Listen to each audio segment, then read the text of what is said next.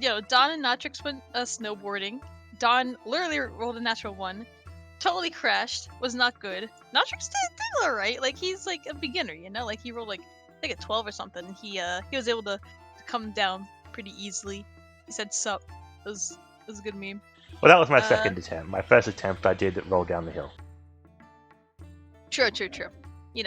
We're beginners. On failed a little more spectacularly than Natrix, so Natrix, hey, good job. It's in your blood. But yeah,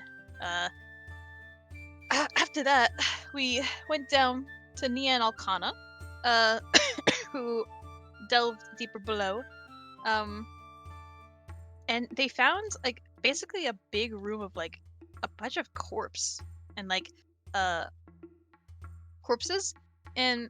I think they learned. Did they learn something about like how there's apparently like some kind of a Fremennik involvement with all of this? Like they're kind of I'm sorry. Fremennik were mentioned. Yeah, the Fremennik were mentioned. I think some of the corpses were described as Fremennik, perhaps, or it was mentioned in some text. Well, right. Yeah, they found in one of the levels, the one with a round floor plan, or a round hallway plan, that there were a lot of skeletons of old corpses, and some of them seemed to have gear that looked Fremennik could make. Right, there we go. So, yeah, and that makes sense as to why there's a magical like field around here, because it's Fremennik, and they only use like they say that only the gods can use the magic. Ooh. But yeah, either way, yeah. After, what else did they really find when they were on their own? Because well, they found a big chamber where it seemed a bunch of civilians had died and become mummified. Everyone was gathered to pray and maybe froze to death. Maybe something else killed them. Who knows? Yeah. They found an orb there, which was a bit of an encyclopedia, I guess, on different worship habits. Can't think of the right word there. Different types of like prayers and hymns and stuff like that. And they found a trapdoor leading to somewhere mysterious. Ooh. Ooh. But yeah, after that they decided that it'd probably be best to assemble the whole team before delving down. So we went back up. We got some more cocoa, quote unquote. We talked about how we wanted to go down, but Margie seemed she was a little like she really didn't want us to. She told us, "Hey, listen, it's probably a bad idea. There's some stuff down there you shouldn't be messing with." She especially seemed like she wanted to keep the first statue that they saw like a secret. But despite her warnings, we decided like it's probably best that we take a look down there and see what exactly is going on. So yeah, first we went down there. We saw like a few puzzles. There's like a star-shaped type of symbol. Like there's like all these star-shaped alcoves on the walls. What else? Oh yeah, there was a moment where he did not lose his hand. Of course. Yeah. Doors, traps. Yeah. Basically, we learned that like this entire place is kind of booby-trapped because it seemed like it was trying to protect those like people, But yeah, after delving a little deeper, we found a torture chamber with and like we found these like orders that basically talked about how these refugees were hiding from the endless rain or whatever that means, and like apparently there might be some spies among the ranks, like among the refugees or among like the people protecting them, one of those. But yeah, in the next place we went to another room and we found kind of like this golem workshop. They're really complicated and like hard to like move around. Like we really couldn't like figure out how to work it, and they seem to be basically powered by this like fuel that I think we couldn't find any more fuel, and we decided, like, even if we did find fuel, it might not be a good idea to activate them, as they might be hostile, you know? So, yeah. After a few, like, different chambers, we found this, like, this one door, and basically, this is the room. This is a room where there are icenic orbs all over the place, just lore scattering the whole floor, and we decided to learn some more. Thank you. Yeah, we basically learned like there's one orb talked about Clement, who's a corrupt hermiopath, who also let his son turn to a vampire. We learned about Solomon, who was like a shadow esoteropath. He was supposed to like make peace between Seratheum and Entrana. But I think I forget exactly what happened there. But like, yeah. It seemed like the Hermiopath was not a great person most of the time. He didn't even want it to happen. Yeah, I think he disagreements happened. Yeah. And there's Demios, who was like this cleric who, like, I think his main, like, they were talking about like weaknesses and stuff, and his main weakness is that like he has this power-hungry wife that they think that they could take advantage of her, like try to trick her to take advantage of him, you know, stuff like that. And we found another orb that had the name Deveratus on it. Uh-oh. Well, not the orb. We found the metal ring for the orb with no orb inside. And also... Go on. And also the important detail about Demos is that he was apparently had a big role in the whole Pentarchy campaign thing, but the Templars seem to think that it was kind of a fool's errand. Hmm. And we were going to probably check out some more of those orbs that we got, because more sweet lore, and then delve deeper down into this place. And we gotta find out which orb belongs to Deveratus, because we want that juicy info. It's probably broken. That is indeed. That is indeed where you find yourselves. Faint bit of torchlight flickering, casting dancing shadows around this partially shattered room, the far wall broken in, bits of immense weighty rock strewn across the floor, along with the broken remains of hundreds of orbs. You, Alkana, have just deciphered that the band across, well, this intact band that Nia had picked up is one of many, many names found across this broken library. Names mostly of people, but some you've seen that seem to indicate places, even concepts. But this one, though the band is somehow miraculously intact, not even twisted away, the orb is missing. Dawn, you are perched on top of, in the far corner of the room, while the rest of you sort of huddle, pull what textiles, what cloaks you have around you amidst the glacier that you can see is literally impinging on the side of the structure of this tower. But Dawn, you still feel comfortable in this cool chamber. Whew. Thank you, Ring. I think Don... Is Dawn still on Logi's shoulder? No, I he's think like Dawn sitting is on top of like a orb, right? Oh yeah. Yeah, right, I think right. the last one you checked out is the Demos orb. Yes, we had looked at the Demos orb and the Clement orb, and let's see, the ones that are left according to my notes are Hoffman 137, Agnew 755, the Nora 2007, and then Karas, and I didn't write the number down for that one. 881. Yeah, it sounds so official. Right, so That's let's what it is. go down the list then. Let's go with Hoffman. Let's go. All right. You roll over the Hoffman orb to Dawn. And Dawn, you repeat that this sort of phonetic, Icenic phrase that Alkana has taught you.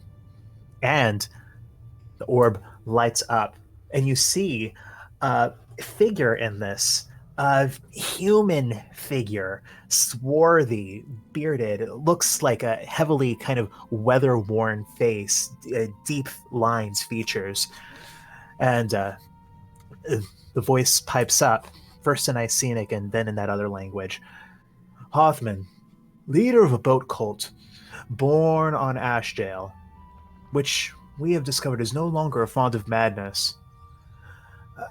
These are a nomadic boat people, cultists seeking the Pentarchy, but who have made themselves pawns of the Queen of Magma, who is the only visible Gielinite queen.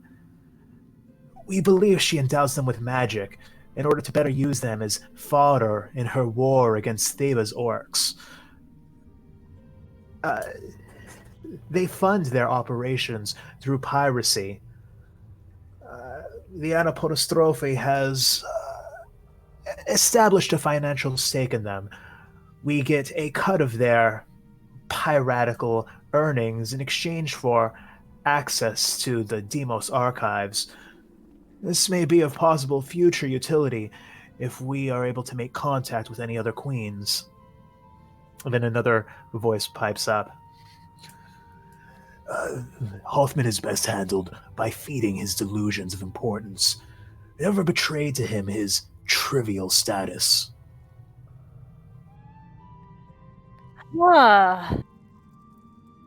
That's interesting on many different levels. Boat people, huh? Have you heard of any of this in your history books, Is Ashdale? Not on Ashdale itself. Only the terms only seem even remotely familiar from the journeys I've had with you folks.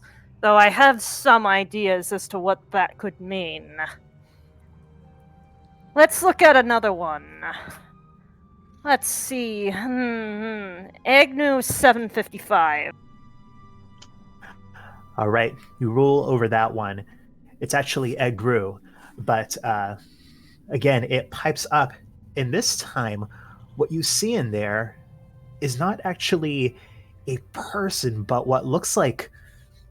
At first, it's difficult to make out exactly what it is. You just see movement. You see what look like several pieces of wood and metal kind of moving around each other. And then it's almost as if it pans backwards, and you see this mass of metal and wood and stone kind of lashed together almost crudely, but you see that there are what look like small figures on its back and this large metallic sort of head thing with this single pale glowing orb at the front of it. It looks like some kind of a massive machine. And it says, Egru, city-sized golem built with Anapodostrophe backing in the mercantile metropolis of Padastea. It finds its origin in militant orcs disenfranchised by Skarga's rejection and the cover-up of the chosen commander's death. We regret that Egru has now declared war on Styles. Unfortunately, we can only pray that it is losing this war. We do not have any effective extortion or compromat on the lead engineer. Then another voice. The best we have is that one of its primary financiers, the Rarg Orglar, was linked to a plot that killed the last chosen commander. Apparently, he believed that a change in leadership would be beneficial for business. Huh. A city-sized golem? Wow, the technology of that age really was without compare, huh? Just think about how difficult it would be to get all that material. I'm guessing that's why it looked a bit ramshackle. They had to use anything they could, I guess. But man, I wonder where that ended up. See, what's It would have left quite a ruin when it. It assumably died.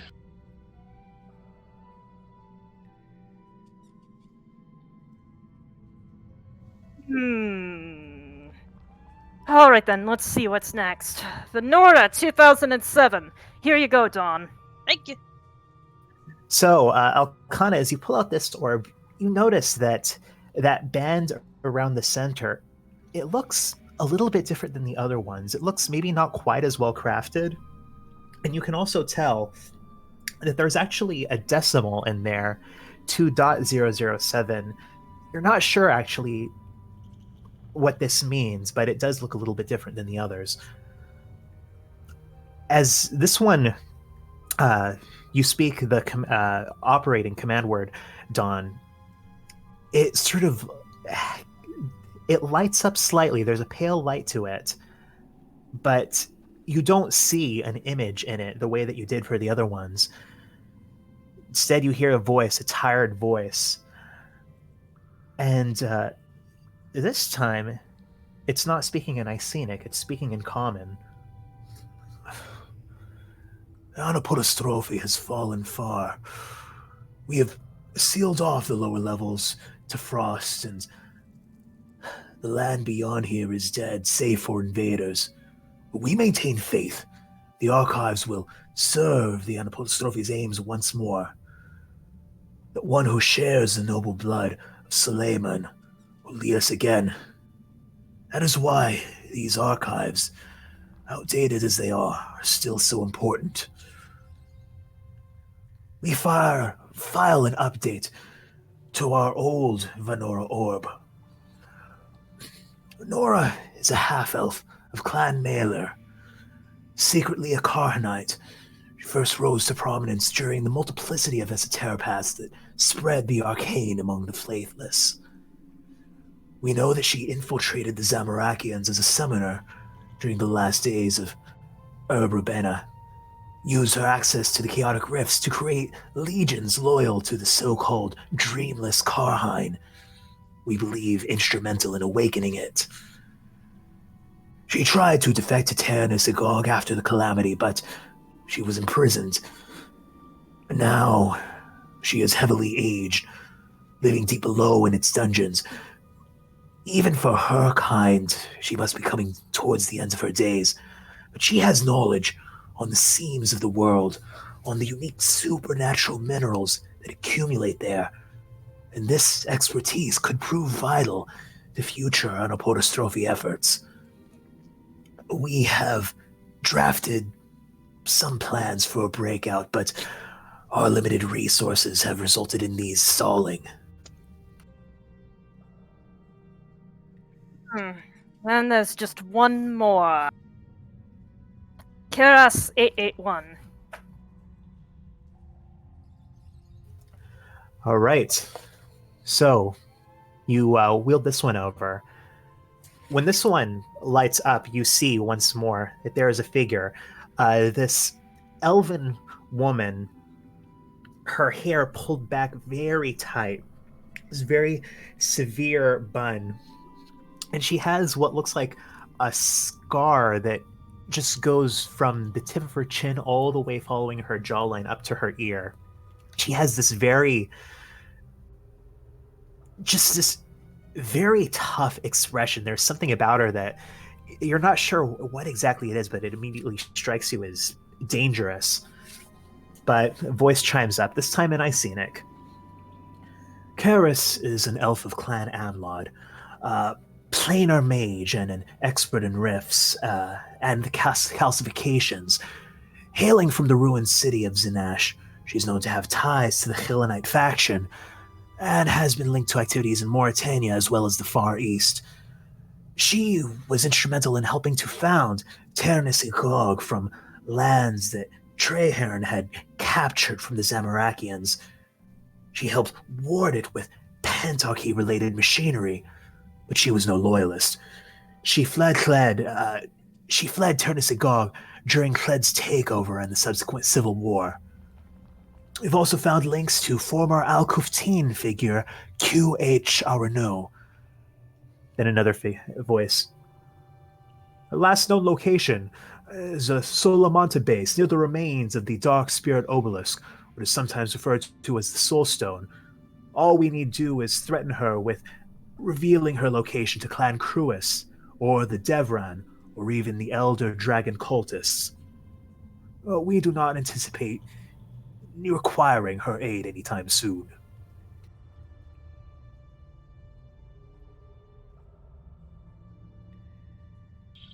Interesting. Did you all get all of that? Huh. The reference to Salamanta is Yes, interesting. indeed.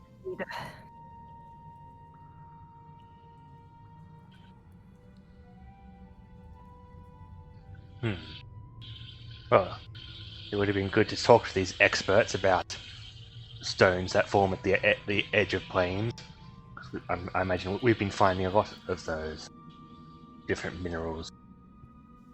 But, well, all these people are probably long dead. I assume. Yes. I had assumed so too.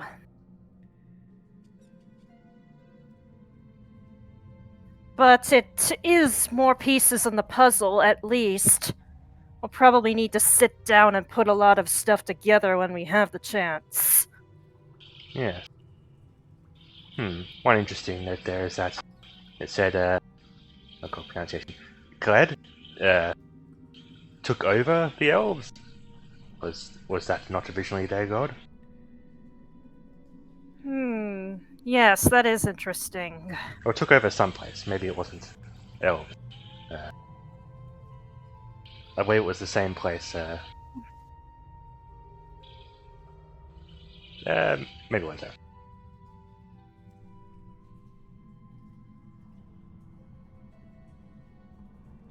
Well, if there's anything else we need to find in here, I think that's all of the ones that are actually still in use. Well, perhaps. Do you think Take that- them with us, or Say that again, Makana? so do we take these orbs with us, or just make note of what they said? I don't think they would be very happy with us taking these. Yes, I was thinking that. That's fair. We can note them down and carry on. No. There is one thing I'm interested in seeing if we can find. These orbs are all very clearly numbered. Has anyone seen the one labelled number 1? Even if the orb is destroyed. And what Let's name see. it was. Can we try to like look around, see if we can? We got Clement, which is number 2. Yeah, sure. Anyone who wants to look around for the among the bits of broken this and that on the floor can go ahead and roll an investigation check. Yeah, looking for number 1.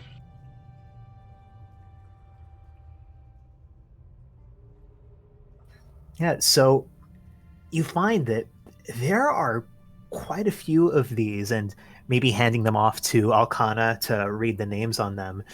It's kind of fascinating, just the variety of different names and titles among these broken bands. There's one that's labeled Kalziar, one that's labeled Bandos, one that's labeled Theba, Ceres, Devron, Coiled Emperor, Maximus, Guthix, Aegon Cult, Galdira, the Void Knights, Marduk, Thalen, Sea Goblins, Chelonius.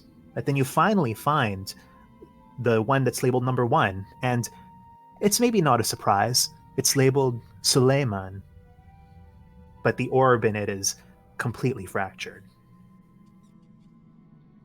Yes, can you please put a list of all of the names and numbers in the chat? I did not catch any of that. All right.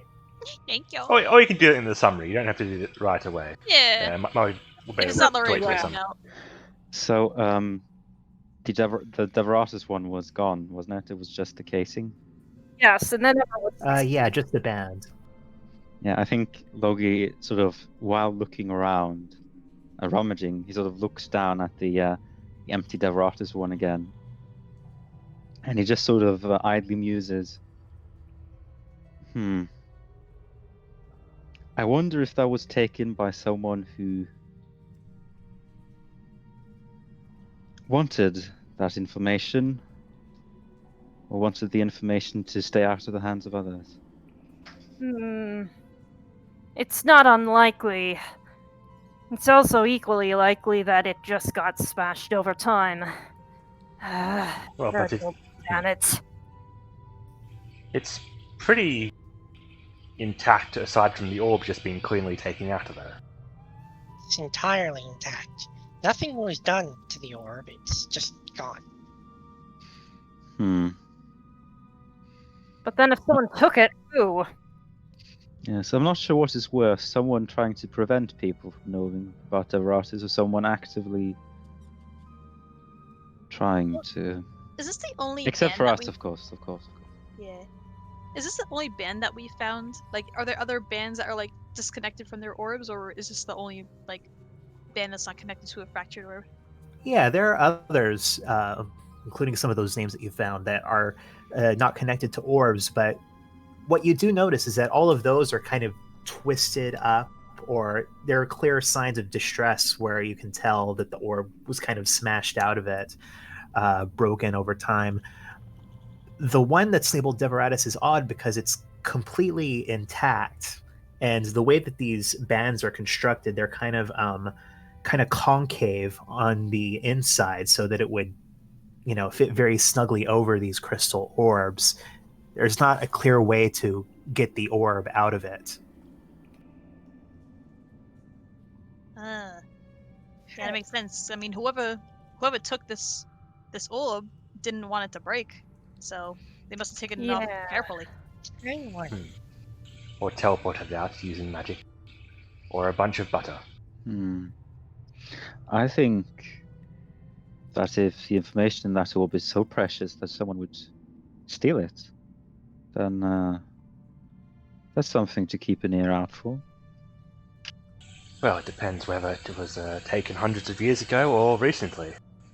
Because, well, if it was taken a long time ago, I'm sure it could be anywhere. So, Upstairs?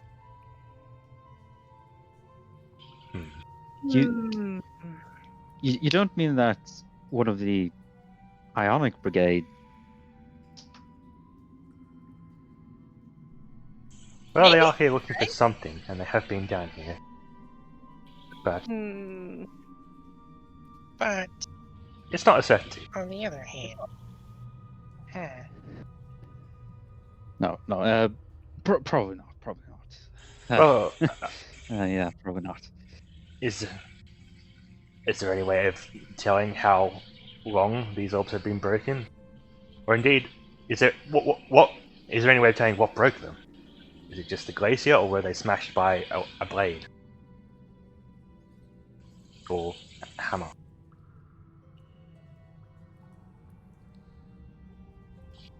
And out of character, can we tell that at all?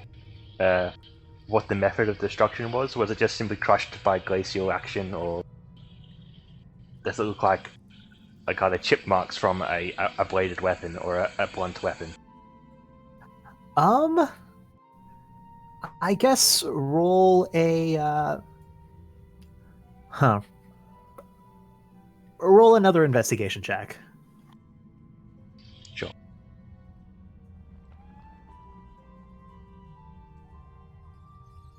You look through them. Most of what you can see is kind of, this room is sort of broken. The floor is kind of slanted. There are big chunks of masonry all around. And it looks like just the destruction of these shelves over time and bits of masonry falling in on them are most of what's destroyed these.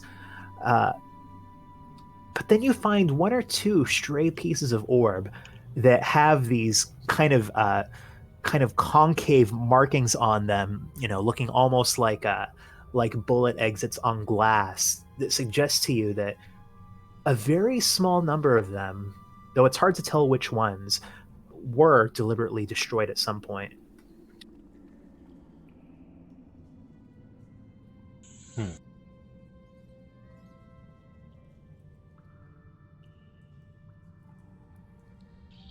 And I'm guessing it's not easy to tell if that was recent or not.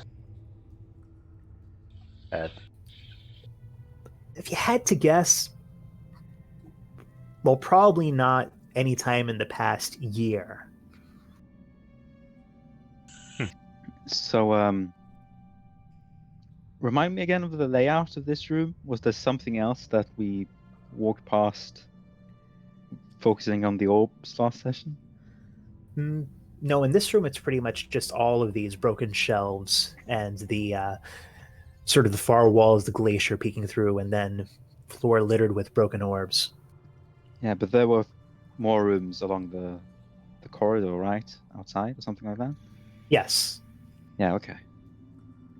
Well, I think we visited all the rooms on this level, and it was mostly mundane stuff, if I remember correctly. yes. Because remember, we were saving this one till last. Yes. I think it's about time to move on from here. All right. Get down to wherever that ladder is going. And any other secret rooms down in the floor below. Who knows? Maybe Yeah, we'll find need the your orb. eye. Yeah. Don, like, kind of propels himself and lands on Logi's shoulder. Yeah, I guess we're leaving the orbs here if the Iconic Brigade wants them. We might even Yeah, put we them in a don't nice wanna- pile. Yeah. Or the intact ones. Yeah. And we'll draw like a smiley face in the snow. Yeah, we got some cool orbs for you. Smile. A little note. Perfect. So, with Mia leading you, showing you where to avoid stepping on any tripwires, you exit this floor, go through the far door, and begin to descend down the spiral stairs to the next level.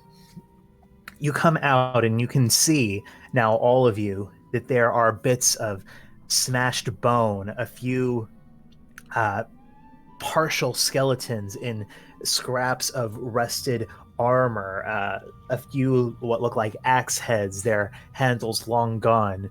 There are clearly still the signs here of some sort of an ancient battle. The room itself, you see the floor plan in here has more of a round layout with all the same arches, all of them marked with these long-tailed Ceradomin stars on them. A few of them, now that you know what to look for, do look like they could be activated.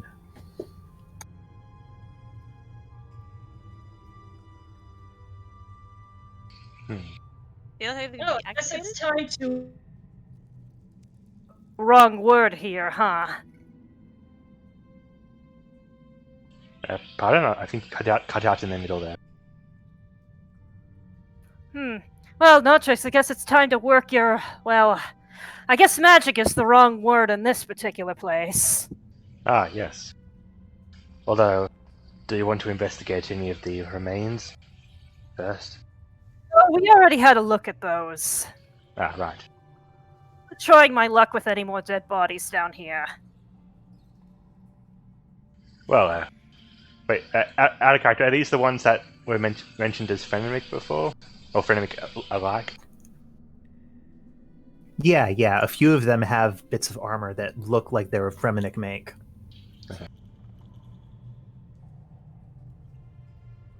I guess, I'll go up to one of the doors at random and perform my magic on it. All right, you reach out with your stick. You place the Ceradomin star in its place. You activate it. The door pulls back. As you look down, you actually are looking down a shaft that you've seen before. You can see those spears down at the bottom of this, a little bit closer now. But you realize that, yeah, this is the same trap shaft that you had identified on the uppermost of these floors that you tried out. Yep, that one's familiar. Try another one. There's nothing I can see now that I'm closer. Nothing of note that's down there. Looks like there are some bones down there, but nothing that really strikes your eye. Yeah. Just a bunch of sharp sticks. Yeah, I'll just close it up and carefully and move on to the next one. All right. We move on to the next one. This one seems to have 3 small stars to the right. So you give it 1 turn, 2 turns, 3 turns. And when this one pulls back, you can see that there is something different to it. The floor itself looks like it's not made of stone, but some kind of a polished metallic surface. You probably have to go all the way into the room to fully make out what's going on.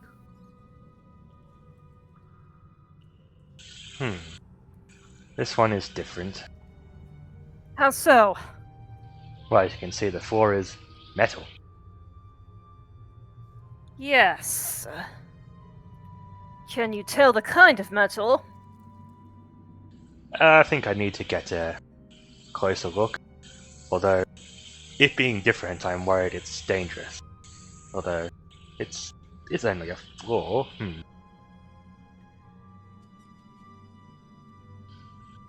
How about I carefully go in? Alright, yeah, I'm a druid. I'm the worst person to examine metal. Does anyone think they can as a precaution, does anyone think they have a good way of going to this room? Because it's different, and that rings alarm bells.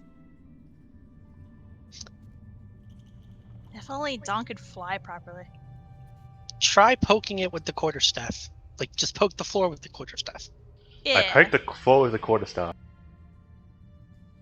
All right, you give a couple of bangs, hear this sort of slightly metallic knock on it, but there's no give to it. I play it doesn't sound hollow either. Okay. Well, I guess that's good. I'm just going to step into the room then. All right. You walk fully into the room, and you see as you walk around this sort of pillar that the door has, operating on the same mechanism as the other one, has pushed back against, that it seems like you are in a secondary antechamber. You see that there is this kind of gate in front of you, this large gate with a winch at the side, clearly visible. And beyond it, piled high, are what look like coins, what look like bits of jewelry, what look like rubies and emeralds, what looks like a king's treasury, like 10 kings' treasuries. It's remarkable. But what's even more remarkable is that the room itself, now that you're closer, looks like it's plated in gold. It has kind of a lower ceiling with this like kind of large medallion thing that's fully made of gold. The floor looks like it's covered in gold. You see to either side of this kind of antechamber before the gate are these 2 wide gold plates with these kind of hooded statues with these lion-like heads kind of bowed behind them.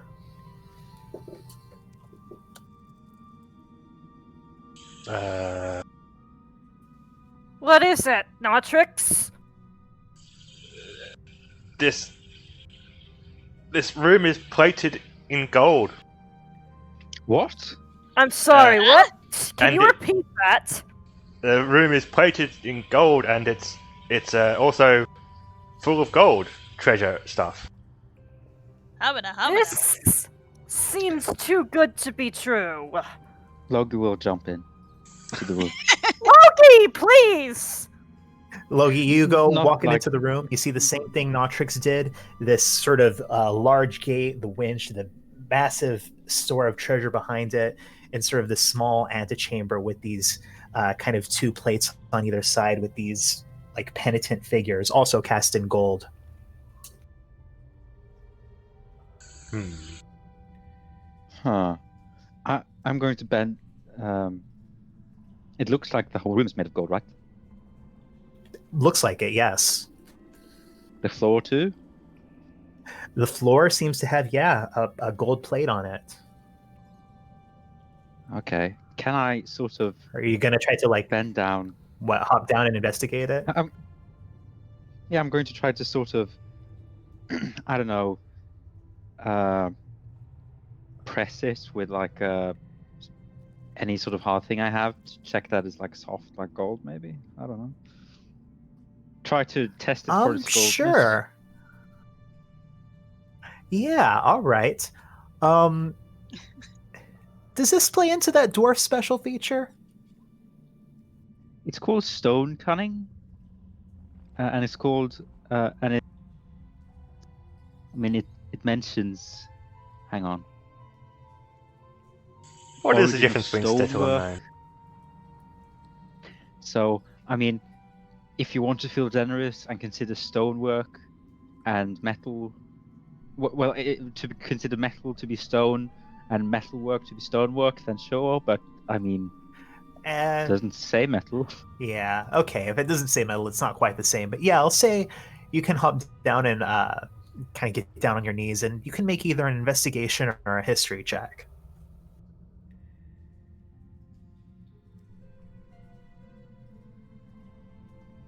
Double 7. Yeah, I mean, you don't see anything to tell you that it's not what it looks like on the surface. I'm sorry, can you just repeat what else is in this room? So you kind of, when you walk around that entry pillar, you're kind of like in an antechamber area with these on either side of you are these two golden plates with these golden statues, sort of hooded figures with lion-like faces bowed behind them. In front of you, there's this large golden gate with a winch to one side of it. Beyond it, just treasures,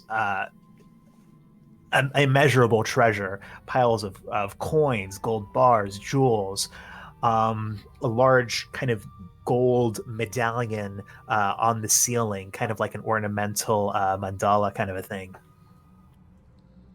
Why the hell do they have all of this? Oh, this is probably their treasury. If it's That real. would be the obvious answer, yes, but do not touch anything. Oh, I assume don't try and use the winch, I think. Don't try and open the door.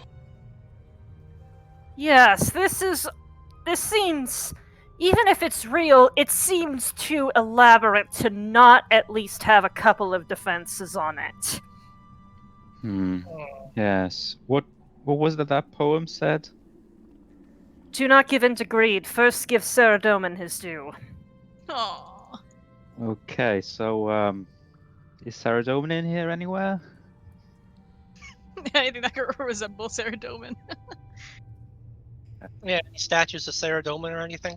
Yeah, probably those. Yeah, the only statues you see are these two sort of robed lion-headed statues kind of standing behind each of the plates. Any etchings or drawings or any other kind of depictions of Saradomin? Not that you see. Might be thinking too literal. Do the Yeah, plates have like are they embossed in any way? They look fairly plain, though they are, look like they're made of gold. They're kind of, kind of like they're almost like very, very shallow bowls, that kind of a plate. They're definitely just a single concave surface on the top.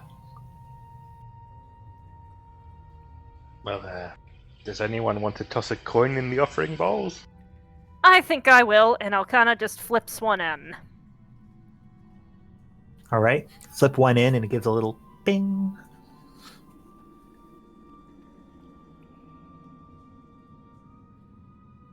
Does it do anything? We just sort of stand and listen to the reverberations of the ding. Ding. Yeah, nothing much seems to happen. Does Okana know of any numbers that are particularly important in Saradominist symbology?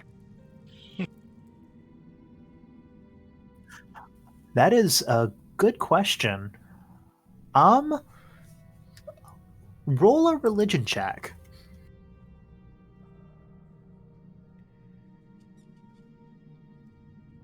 Damn it! Yeah, you're really not sure if numerology is not a big part of modern Saradominism, and if it was in the past, you can't really recall it. How many offering plates are there? 2, one on either side of you. Putting something in the other one too. Ooh. Where you gonna put it? All right, what do you put in there? Let's just put a gold coin in there. All right, you drop a gold coin in there. Bing! Are there any more? Like offering bowls, something like that? Yeah, just the 2. Damn. Wonder how greedy Saradomin is. Yeah, do you think Saradoma wants more? I think it's less about the god needing something and more about you personally showing your devotion by sacrificing your means and trusting the god to take care of you in whatever form or fashion. Do you suppose the room can tell that there are more of us? I mean, it's worth a shot. Sounds like a scam to me. Hey, I'm sure we can. And Loki sort of looks around, almost expecting some sort of divine figure to listen to him right now. Take it back afterwards. I mean, yeah. Yeah, maybe. That's possibility. So I flip a gold coin into as well. I awkwardly flap, try to glide to Alkana's pocket, and I get my little stash, and I yeet a coin in there too. All right, so we got 3 coins in one and 1 coin in the other. Oh, yeah. I'm gonna throw another coin in the other one too. All right, so now we got 3 coins in one, 2 coins in the other. I think everyone should put one each. Yeah. Really, just gold isn't cheap, you know. Ah, Like- okay. I guess I put another coin in the other one. Same. Alcana would do the same. I think Notch strikes. So Oop. you guys, I really don't hope this is some sort of Temple Knight scam and this is how they're so rich in the first place. Yeah, the plate just tipped backward and all the money goes into the vault. And that's it. so you guys are putting 5 coins in each of the plates total for the group. Yeah. All right, Notrix, as you drop the last of those coins in there, suddenly you hear this loud cranking, and you see both plates suddenly tip back, and the coins just disappear out of them into the slot at the bottom of each of these lion-headed statues. And then you look and you see the floor beyond the gate start to descend. And you hear this cranking. You hear it kind of struggling over the weight of years, but still functioning as that medallion descends on top of it until finally, boom, that entire treasury is gone. And you are looking at not a gold-plated room, but instead one that looks like it's essentially this large, very utilitarian box made of tarnished steel. But as the gate lifts up, you see what you think is the real treasury, you see that there are these crates, there are these stacks of bars of different strange metals. You're not sure what. There are these racks of weapons, bizarre weapons, like you've never seen before. There are a few stores of valuables, and you see what looks like a large. If you had to guess what it is, I think maybe Logie might have seen something like this before, but what looks like kind of a coin sorting machine that looks like it's mostly empty. It looks like it once held several coins, but almost all of those are gone now. You see these stacks of these thin ceramic plates. Well then. So amic plates. Well, that seemed to be the right answer. Yes, I suppose Apparently. so. Do you... At this point, you hear a think slight it's- whir, and then you see ping, ping, ping, 10 coins siphon in from somewhere towards the back of that odd machine and slot into the same column there. Oh, there's our money. But Do the you coin machine suppose it is too early to succumb to greed now? I would be very careful about taking anything in this room. I think I'll make a mental note of the things in here to remember when we go back out again and don't have to worry about a potential death trap. Do any of the weapons look usable? They do. About half of them look like they're like they have only a minimal amount of tarnishing. Several of them look like they're odd pikes of some sort, and the metal used on the blades it's strange. There's an odd quality to it. I suppose if they expected members of their own order to come in here, then it would make sense they would allow people to take weapons back out. But plus, there's no magic in here, remember? So they can't be detecting. There's not some scientific way of detecting when metal leaves a room. I hope not.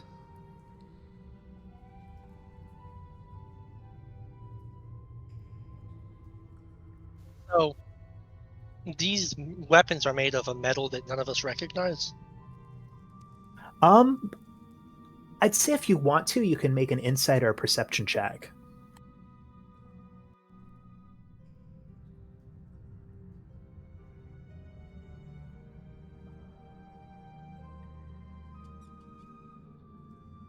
Does Alcana want to make one of those too?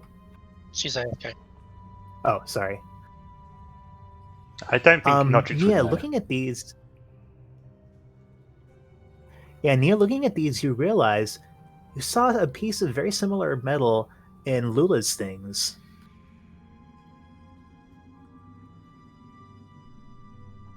Ah.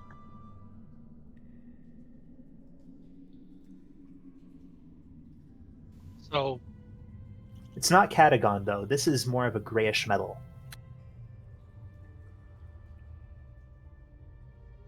It was in Lula's base, basically? Yeah, Lula had a lot of samples of various minerals. Perhaps we should walk in the room and get a closer look. Yeah, I'd like to take a look at the weapons.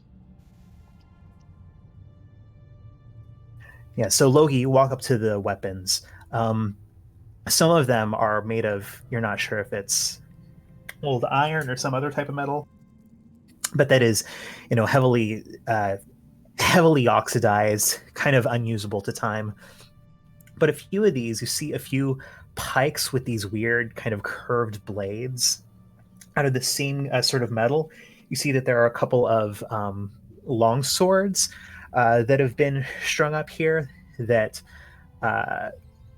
one of them actually does look as if it's looks as if it's made of mithril, and another one that looks like it's made of this strange metal. And you see one mace kind of on the floor on its own, and it actually looks like it was made of stone, like it has a metal handle, but the top of it itself is made of this pale stone of some sort. Does it look anything like Angel Cthulhu's mace? It does not.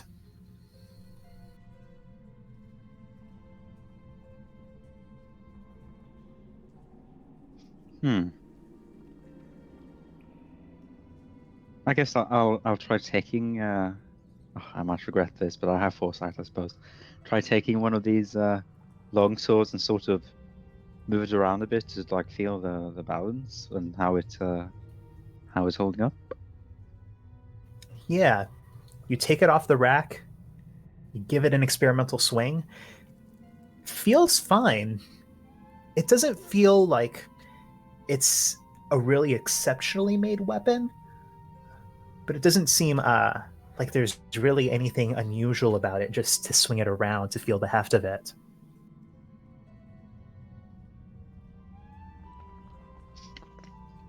Huh. Anyone in need of swords? Pikes? Mace?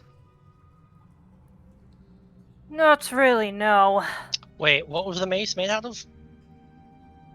Seemed to have a head that was made out of some kind of a pale stone. Are maces simple weapons? I forget. Hang on. Yeah, they are.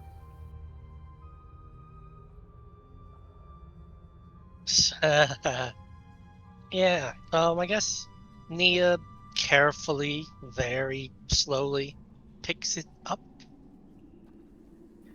Pick it up. Nothing happens. Feels like a mace, a bit heavier than a regular mace, you'd guess, due to the materials, but doesn't seem to be anything unusual about it. You know, we're not going to be able to tell if any of these weapons are magical in this anti-magic field. That is true.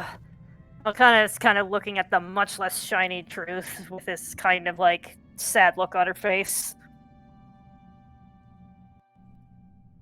Yeah, Notrix, as you're standing around, you do see that there are a few bits of what look like more conventional treasure pushed off to the side. A few like little statues of what must be small idols, some that look like they may have been of other gods. But among these, just kind of strewn off on the floor, one thing that catches your eye is this very attractive looking, it looks like an orchid, beautifully rendered, but made out of pure gold. Oh. Fascinating. That certainly looks like the kind of thing a magical thing would look like. I'd like to go up and try and pick that up then. Yeah, you pick it up off the floor. Nothing happens. It just looks like this very well-crafted golden flower. Huh. I wonder how much this is worth. Oh, it's very pretty. I wonder how much some of this metal is worth.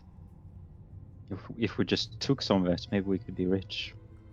I don't feel right about that at all. What? Why? Who needs it? I suppose we can restrict ourselves to only taking things which are practical. Yes, it's not as if we can carry a bunch of stuff. Plus, Really? I'm sure the Rhino Brigade won't... Well, we don't know how invested they are in this, but I'm assuming they'll be disapproving looks if we march out of here covered in golden jewelry or anything like that. Yes. I suppose if we take the weapons and they start asking questions, we can just pretend we brought them to ask them about them. Yes. And we got a bag of molding. We could always. Well, we don't. It won't work here. It wouldn't work right now. Not right now. But... Which kind of defeats the purpose. Well, I'm not taking anything. These things are too big for me, anyways. Not my style. The mystery intrigues me, but this sword probably isn't very special. Oh, I'd say perhaps hold on to the unique-looking items or weapons for a while. They're more likely to be magical, I suppose, like that mace. Or maybe we can get that stone identified at least. On top. How about that? Yeah, I think the mace is definitely very unique. And I think I'll hold on to this flower. It's rather druid-like. You said that there were like bars of metal.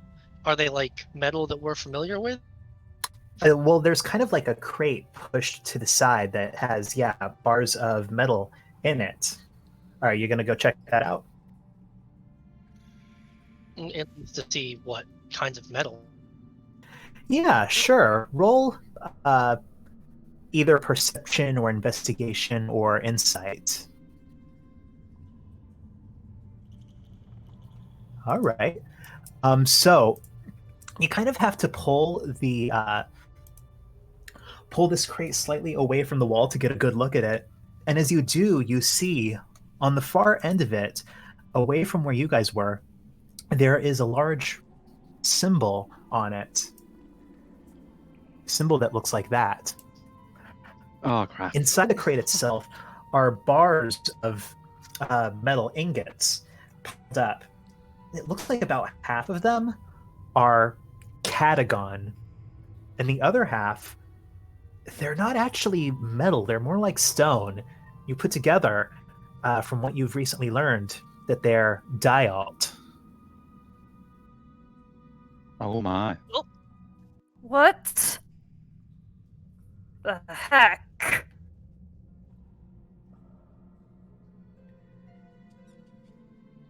Well, I think we can have a couple of guesses as to where that came from. Yeah. Are we sure? Well, I guess the one that immediately jumped to mind for me, based on everything else we know, was Mauritania. I suppose it could be a way of labeling point of origin. Yeah. All of this talk about the Chelonites across the river. Guys, we're taking some of this stuff. At least one bar of each. For research purposes, I'm assuming. Yeah. Also, we might need treasure to pay off our probably massive docking fee when we get back to Varrock. The Broken Way's been there a while. Those fees weren't too bad, actually. Yeah, but how many months have we been up here? We haven't been back in months, but Feels like months. Heavy are these? Man, time really isn't real, is it? They're not that heavy. They're manageable. These ingots aren't massive. I think I'd put like... Ooh. Going And to trek through the wilderness. I think I would just take like a little bit of Dale to have in my backpack. yeah, and the Dale. Here's the thing. It is like the whole thing with Dale is that it explodes when it comes into contact with like H2O, right? well, no, that was Rubian. Oh, sorry. Okay. Dale, Because I Dale was gonna say we're kind of in the snow. Dale might explode, but specifically the fire talisman would explode. But this is presumably normal Dale is not as explosive. Yeah, Dale's for magic shit. Okay. But when you're imbued with fire, it will explode. if you touch it too badly. And how do we know these aren't imbued with fire or any other element? Well, Does we it have a won't fire know until we symbol? get out of the anti-magic zone. It is tradition to paint a symbol of the runic element on something when you imbue it. I think that might be a more recent thing. Yeah, that might be a more recent phenomenon. Well, I suppose I feel it. Take what you feel would be useful, but don't get greedy.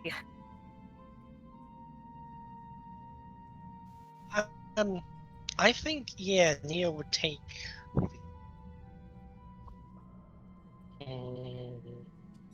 two of each? No. One of I mean, that's all you really need, right? But she's going to be very careful with the day alt. Probably wrap it in something Yeah. first. All right. I'll say that each of these ingots is about 4 pounds.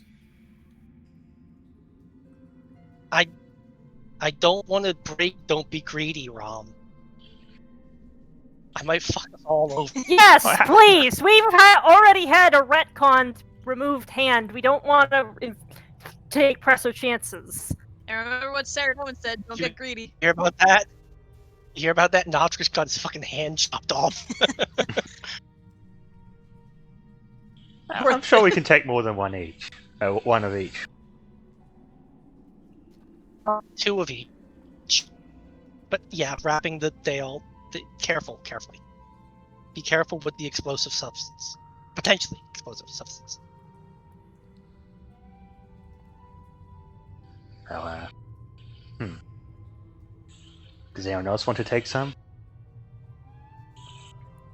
I already made my decision. Don would love to, but I'm pretty sure that at least one of those ingots is almost as big as he is. yeah. Probably as heavy as he is, too. I mean, he's been to boot camp. He could carry his own weight. But, you know. I guess Notchus might pick up an ingot of Deot and an ingot of what the other one was. Catagon. Yeah.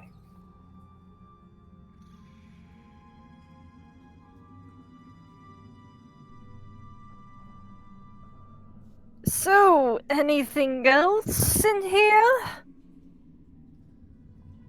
How do we As you get look out? around, you do see that the last kind of... Boy. There are a few kind of just stray baubles across the floor, but the last kind of area of things that didn't check out is what seems to be a stack, rather large stack in one corner of these small square ceramic plates.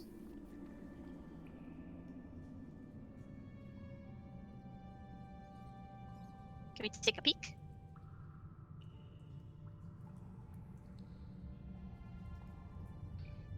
The ceramic plates. Guess can we go over and look at them and determine are they spell tablets or are they something else? How closely do they resemble ceramic? Not very closely. If you had to guess, well, as you come over closer to look at them, you see that they kind of have this embossed pattern on them. And those of you who can speak Infernal see that several of them have like the words written out for various numbers. Some say 5, some say 20, some say 50, some say 100. Small number of them say 1,000. And they have these intricate kind of designs all along the edges of them that are identical between the plates.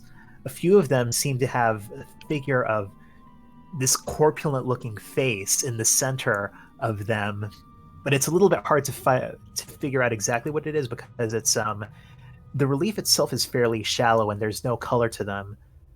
But what you also find, it's a little bit interesting, is that there are a few of these small plates. They're like probably about 6 inches by 3 inches that look like they're the same design, but the writing on them is in Druidic. Huh. Is the Druidic also just numbers? Seems to be, yes.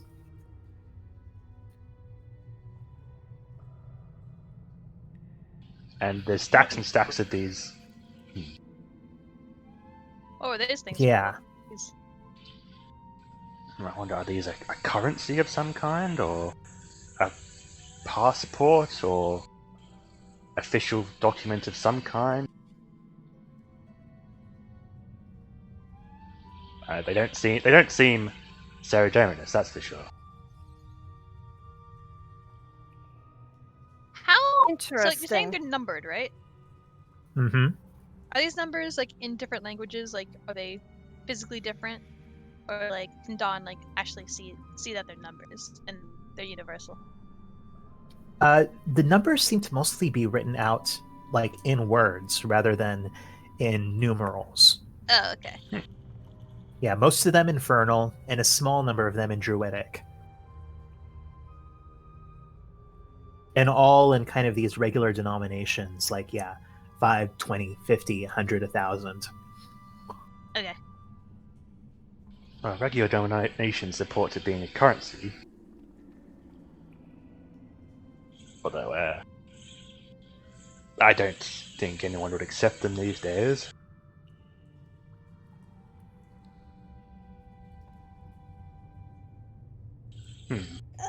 We didn't see anything like this in Herb Rubena, did we? No things that could have been shards of this. No, you did not. So it's not the primary Zemrakian currency. Well, they're constantly going up in numbers. I don't think they would be currency, would they? Well, there's a lot of repeated numbers, and they're in a very certain set. Oh. Uh, Maybe then. Well, maybe not a currency, maybe some sort of... Maybe not a common currency, maybe some sort of specialized currency.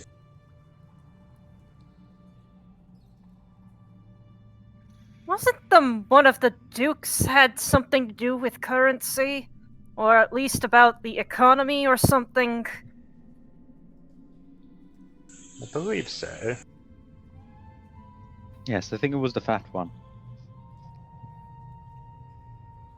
As you make this revelation, you look more closely at the face on one of these, and it seems like only the higher denominations seem to have this likeness on it.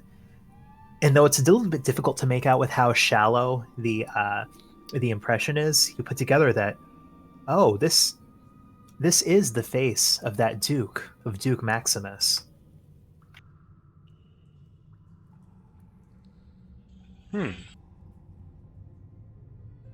Well, I guess...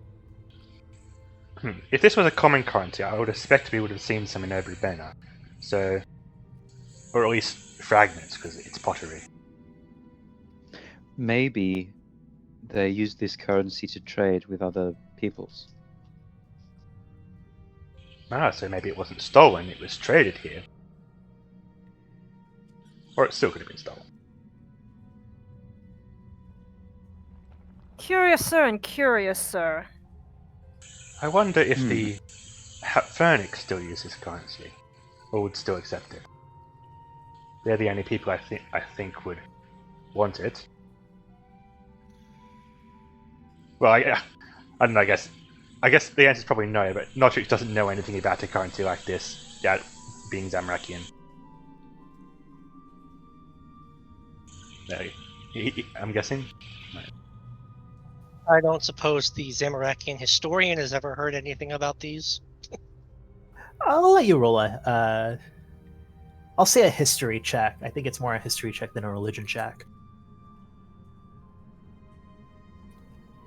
You look at it, and you've certainly never seen a depiction of it, never seen one of these in person, but you can recall reading somewhere a vague reference to something similar to this, to the use of small regular ceramic plates in the later Third Age, maybe in parts of the old Zamarakian Empire. But it's the kind of thing that you would have found as a footnote, as a one-off in one book during your school days. So this doesn't give you a lot to go on, but it does tell you that this is probably a currency. I never learned a name for them, but They were mostly very late third age. But yes, they are currency. It's interesting. You normally have currencies made out of metal. Yeah, these seem Was- rather fragile. Yes. Maybe they just didn't have enough metal to make currency out of, and so they had to make these instead. Ah, good observation. Seems rather impractical. I mean, isn't the point it's supposed to survive many transactions being moved?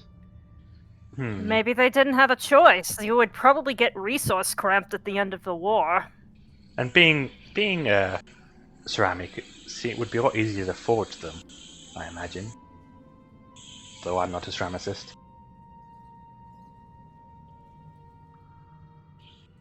I suppose we can take some.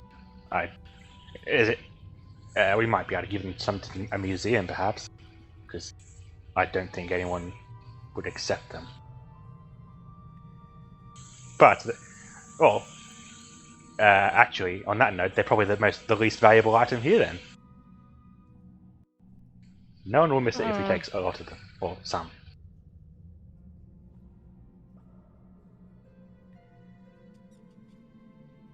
Alcona just kind of shrugs. I mean, thing is, you know how before there was that, riddle talking about Saradomin's greed? I'm a little worried about taking too much of this. Yes, that's what I've been saying literally this entire time. Yeah, like, maybe we can take, like, 1 or 2, but, like, yeah, just definitely don't take, like, too much, because greed could mean, like, knowledgeable greed. Whoa. I swear this is with the exception of Alcana here, I swear this is the first time most of us have ever cared about Saradomin watching us. Don't misunderstand. I don't care. I Trust think me. it's less of. I know this sounds weird coming from me. I think it's less about the presence of the god and more about, well, what the followers built here that could end up. Yeah, man. If some kind of a Saradomin icing golem comes out of the wall, I ain't gonna be able to help you. And we can't heal ourselves like we normally would here, so don't throw caution to the wind. I don't think it would hurt, as much as I hate to say it, to take a couple for reference, but we're not treasure hunters. Oh, I was thinking of getting one of them. At least not primarily treasure hunters. Yes. Not archaeologists either, although that's basically the same thing. Well, I was thinking of getting one of each denomination and send to a museum in a set. That belongs in the museum. Hey, wait, I got an idea. Nia, can't you just draw these? To Then you what can- end? Well, just, like, draw, like, a few of them, and then you can study them later. But we could just take one.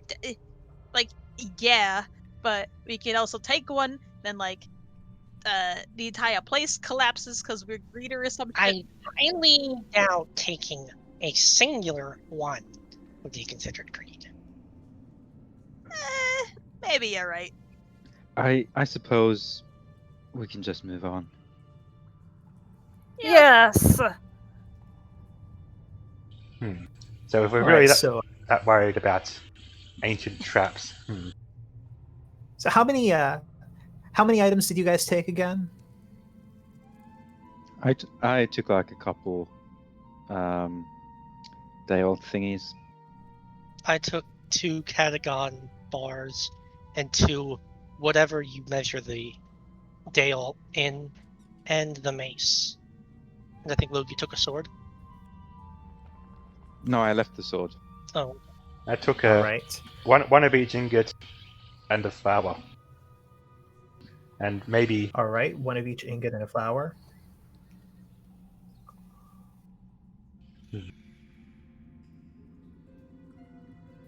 And is that everything? Yeah, I think so. Is the weight on roll 20 in pounds or kilos? It's in pounds. Okay, you said 5 pounds for the ingots, right? 4. I think I said 4 pounds. Ah, okay. Can we examine the coin counting machine? Yeah, sure. You walk up to it and you can see there's some kind of a mechanism to it that's sunk into the wall in some part of this metal box. There's something hidden in there. And yeah, it's got denominations like there, it sort of seems to stack up the coins. And there are like, you can tell these tubes, these shapes that must have held coins in, shapes, sizes that you've never seen, never encountered. It seems to denote multiple types of currency that you've never even heard of. But your modern gold coins at least are close enough to some sort of an ancient currency that it fits in there. And there's no other text which might explain how much we're allowed to take. Not that you can see, no.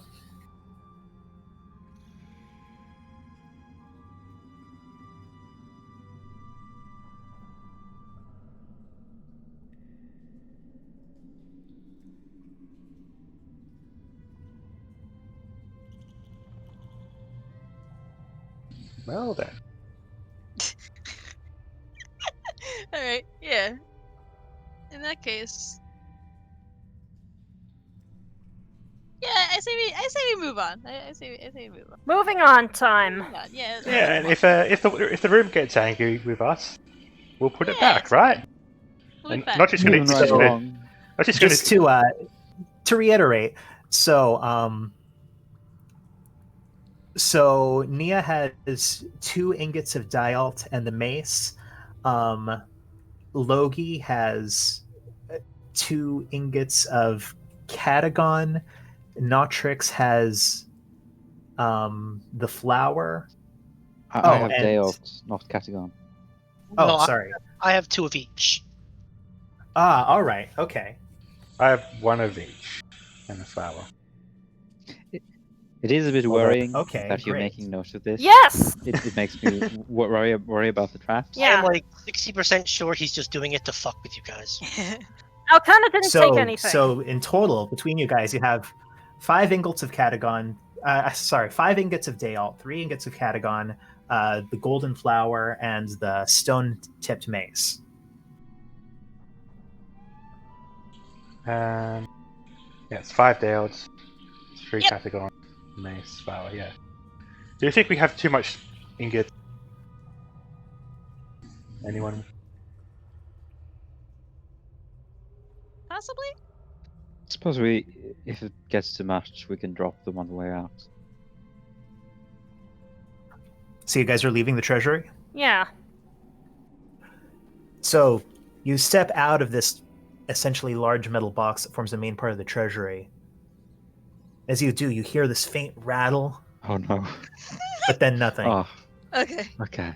Maybe it. Keep walking through, Oh, past the door, and as you pull that Seradominus symbol, your key, out of the door, Notrix, and the mechanism to hit the door brings it back into place in the hallway.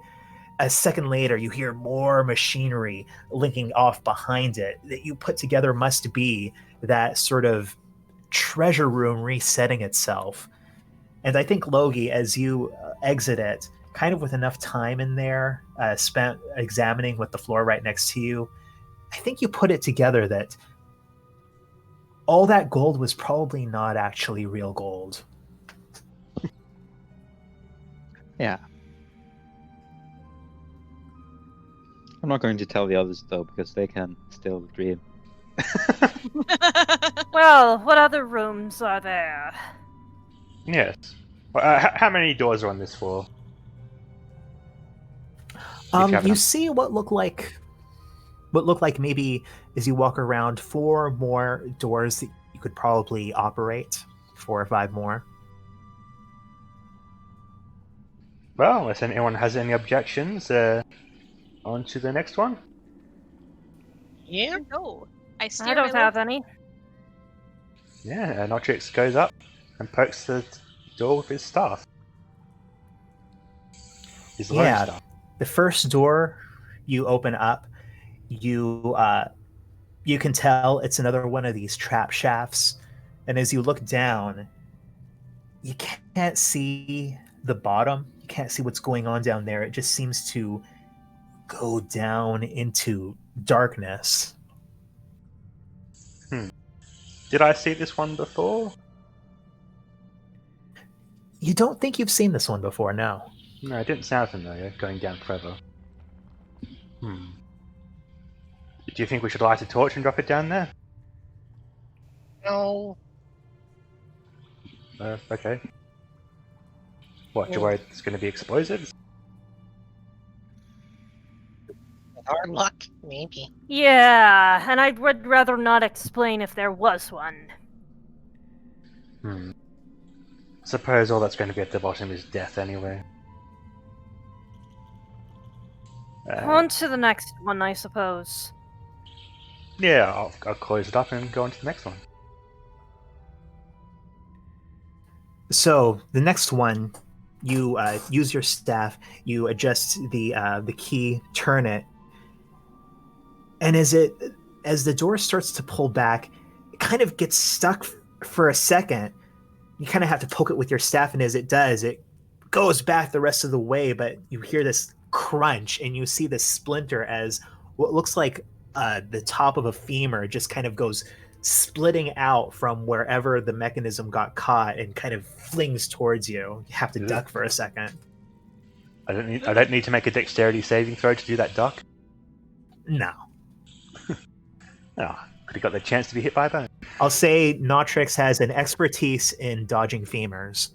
Ah, I'll put it on my character sheet. He is undead.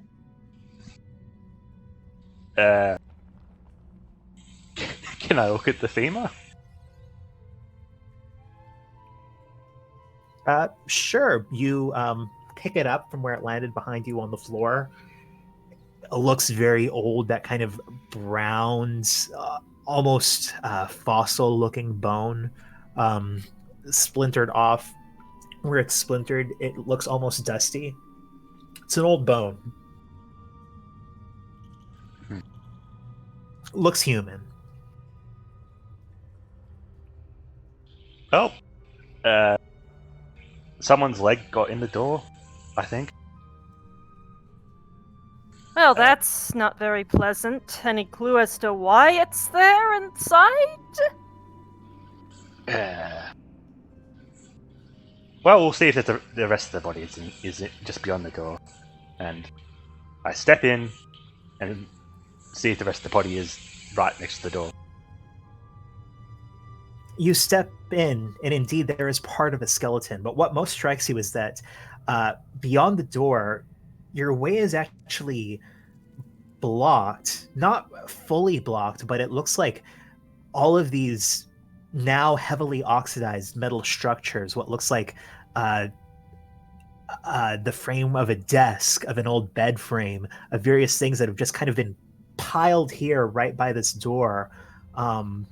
Almost looks like a makeshift barricade. You can see that there are what look like dozens of these skeletons, some of them that clearly have these crumbling swords through their shattered rib cages. You see skulls that have been pressed up against the wall. This was once a scene of carnage. It gives you the impression of being a last stand of some kind. Ooh. Well, that's morbid. Yes. Someone was trapped, or tried to hide themselves or barricade themselves in here. But were these the attackers or the defenders? It's past this barricade of death and misery. Can we see? So are you guys kind of crawling over the barricade? I wanted to look past first, but You see anything in there?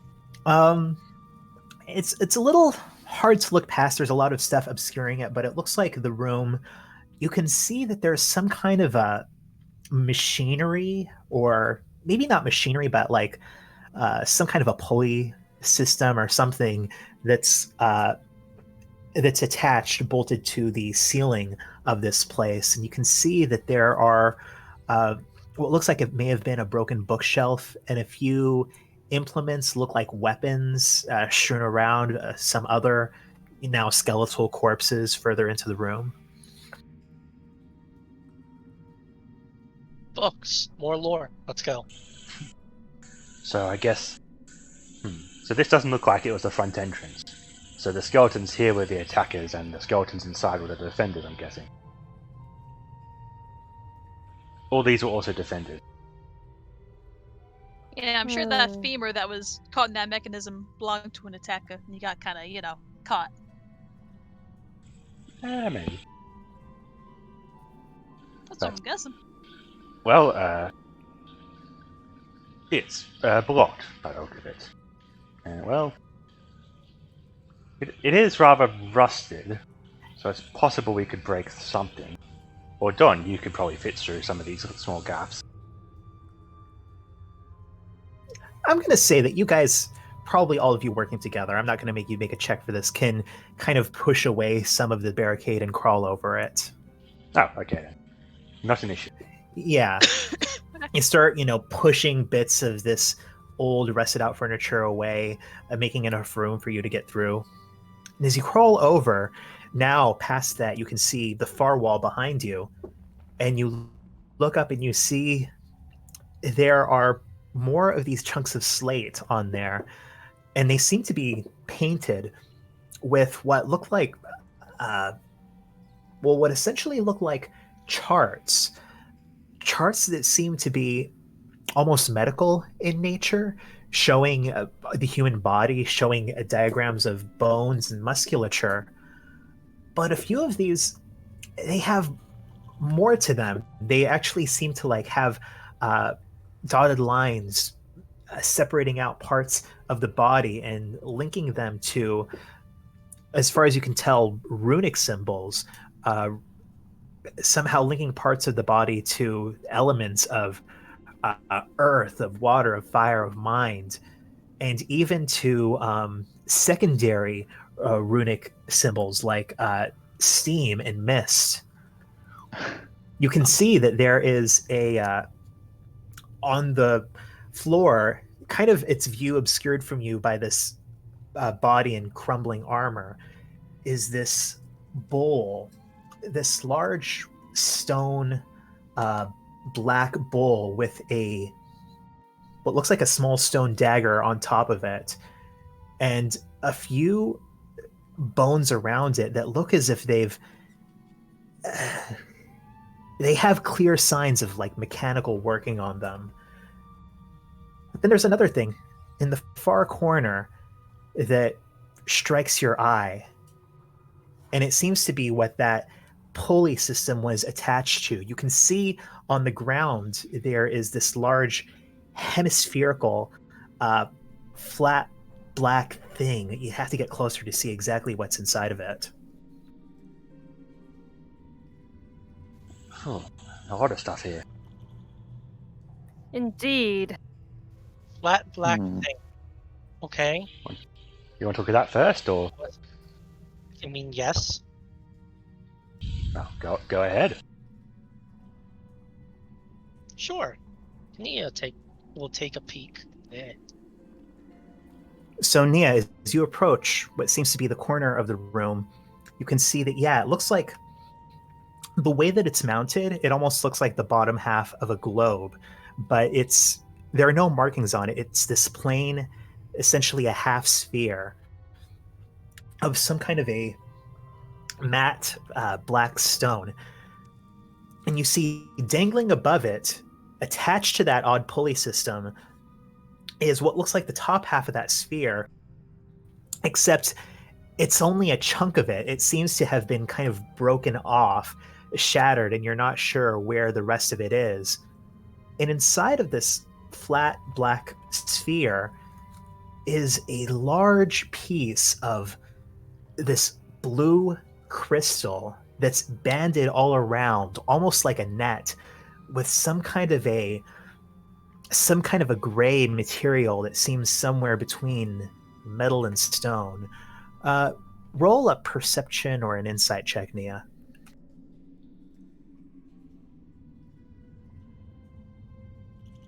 All right, I'm gonna message you something real quick.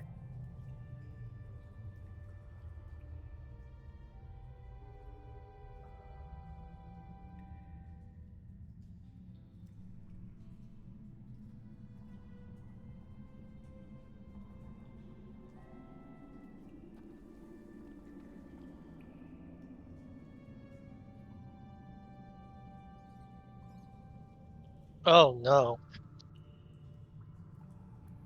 Hmm? Ah. Oh.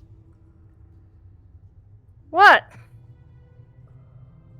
Well, there's a something held in a what looks like a day-out net. Something in a day-out net. Some kind of crystal. Do you know what kind? Afraid not.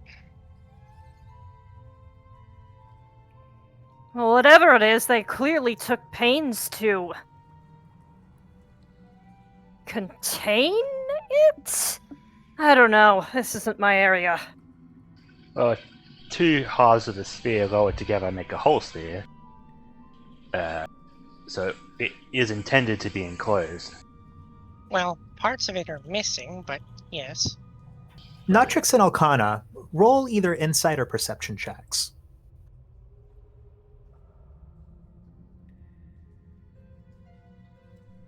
Notrix, you realize as you look at this flat black stone making up the sphere, you know exactly what this sphere is made of. This is prosarmastite. Ah. This is this is the same material as we saw in the Singing Caverns. Yeah. Oh my. What? No. way. That again?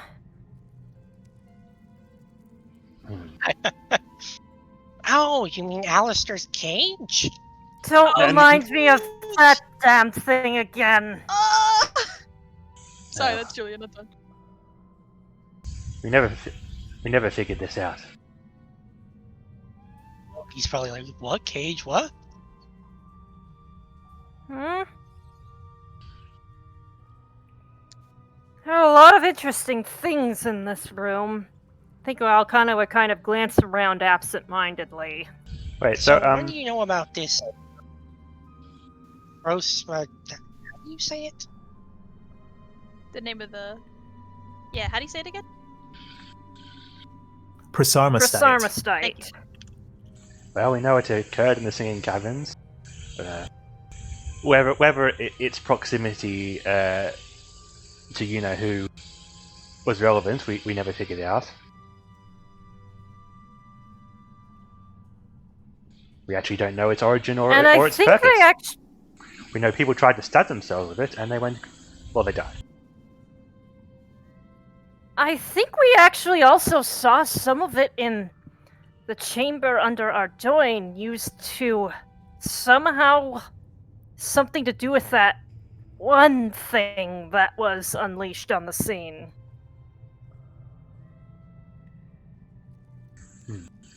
So, both halves of the sphere are made of the same black stone as the cage. Is that what you were saying, Rond?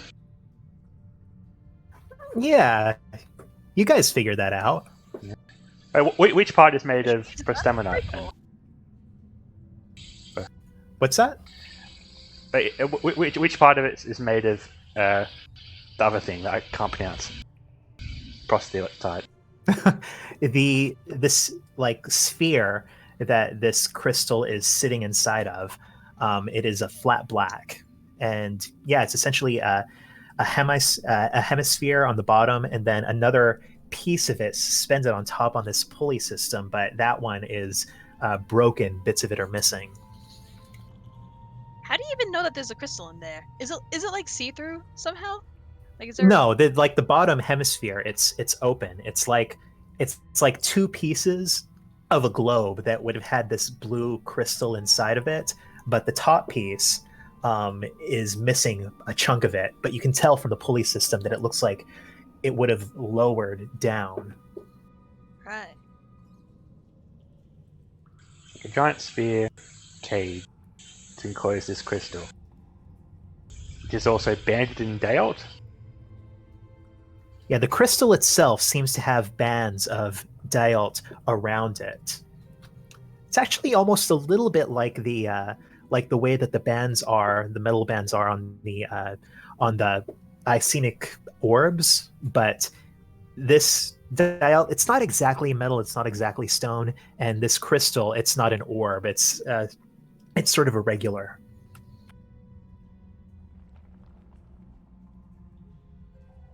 Are you saying it looks like one of the calm orbs? No, it doesn't. Like- Ron just spent like the past I know, minute explaining listen, that. It's got bands which are similar, but it's a different thing. But it's an irregular crystal. Okay. I suppose maybe the bands serve some sort of similar purpose, containing it or protecting it or whatever. Yeah. So obviously this thing is designed to be sealed and unsealed quickly. I wonder if this is the thing that is projected in the anti-magic field. You think? I don't think it is.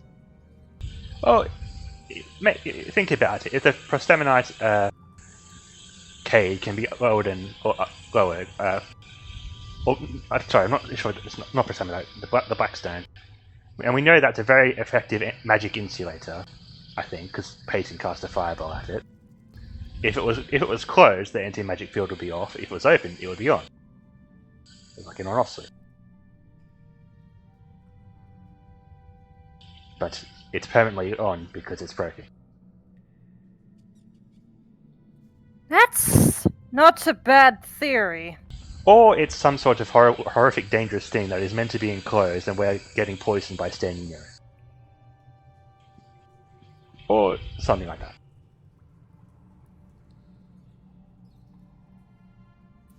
In that case, we should probably hurry up and finish looking at the rest of the room.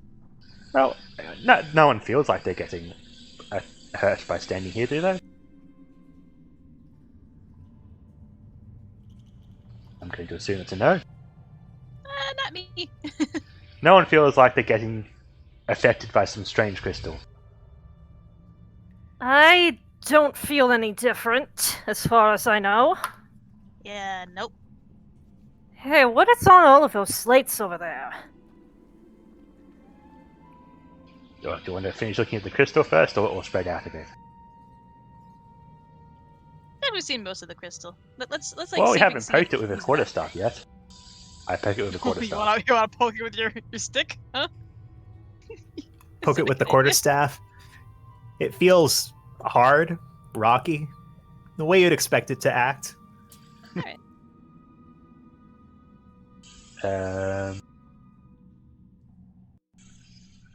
Is it transparent in any way? Like we could see something inside it if you went closer? It has about the opacity that you'd expect of something crystalline, like the same opacity of quartz. You don't see like a silhouette or any obvious signs of something inside of that blue crystal.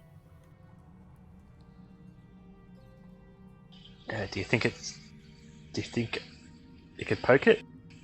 Or is that a terrible idea? And well, can we reach it? Well, you'd have to stand on the sphere, I guess.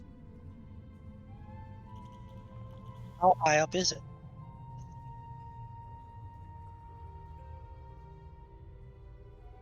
Wait, so what are you guys trying to do?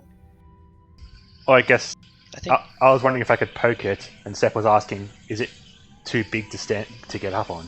I think. You can get up to it. You can get up to it. Yeah, can I climb up onto the And like the hemisphere itself is pretty much on the ground. Okay. Yeah, can I climb into the hemisphere? Don't think that's a good idea. Yeah, you kind of climb up on the edge of it. As your hands grip the sides, you notice that it does not feel cold the way the rest of the tower does. It feels almost hot to the touch before you realize that it's almost like room temperature. Hey, this stuff isn't affected by cold either, apparently.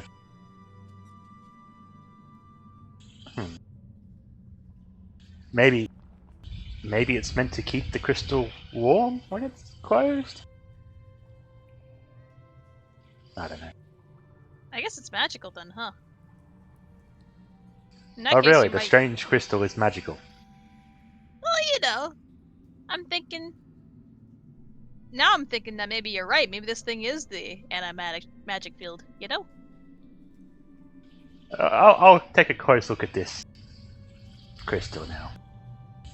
So I'll get up right next to it and I guess gingerly poke it. Getting ready to use a lot of foresight if I just keel over dead. Just get your finger out and give it a poke. Yeah, why not? No worries. You give it a poke. It doesn't give. It's crystal. You wouldn't expect it to. Nothing happens. It's fine, everyone. I poked it. I'm still alive.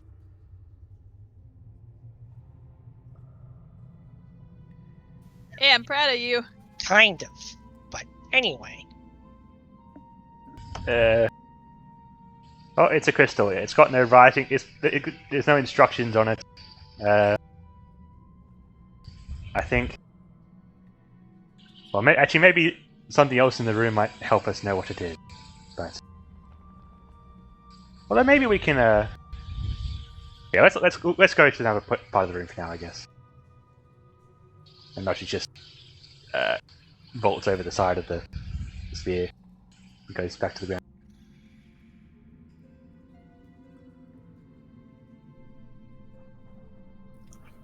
All right, so what are the rest of you guys doing? This looks like what kind of is the most arresting feature in this place, aside from that sphere, is just the sheer number of bodies that have kind of piled around that barricade. And looking at those a little bit more closely, you can see from the fragments of tattered, disintegrating armor on them, you put together that those were the Seradominists making this barricade on the other side of it. And are some of them poking weapons through the barricade, like as in they died while attacking through the barricade? It kind of looks like that's what's happening, yeah. Right.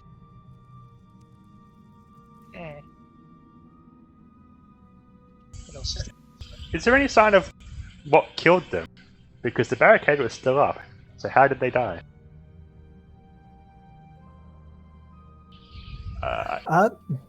You're not sure, but as you look around a bit more on the floor, you do actually find a couple more of these pieces that Nia had originally identified, what looked like Fremenic helmets on the other side, inside of the room. You can't put together exactly what happened, but at some point, at least a few of these invaders must have gotten inside. Yeah. Oh, yeah. You said there was a bookshelf in the room? Yeah, there's a broken bookshelf on the far end, but as you go over to it, there are no signs of Icenic orbs on this one, and you can see a bits of almost like dust on the ground. These rawhide pieces of what might have been once the covers of books, but they have long since decayed to pretty much powder. How much do I have to roll to reassemble the books from the dust? How much of a sleight of hand roll do I need for that? All right. Yeah, roll sleight of hand, DC 40. Easy. You know, I think technically, if you Halfway there. spent years casting mending on a pile of dust, it might actually work. Like, just because each cast of mending would reassemble two pieces of dust together. You spent years casting it over and over again. I do not think it works like that. I think you'd probably have to be able to identify which dust pieces belong to which other dust pieces. Maybe. Yeah. Yeah, sure. We'll come back next session. It'll be 10 years later. You've spent the whole time just reassembling, casting mending on pieces of dust. We have a time skip.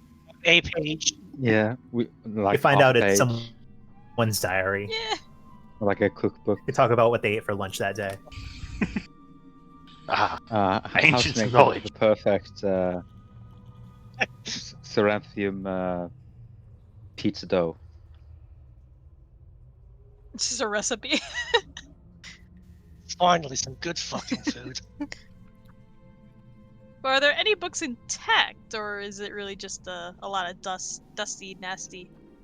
Yeah, nothing that really looks readable. All right. oh well. What about these charts then? These somehow haven't fallen apart. Yeah, you look at the charts, which look like they were painted on these large slabs of slate. And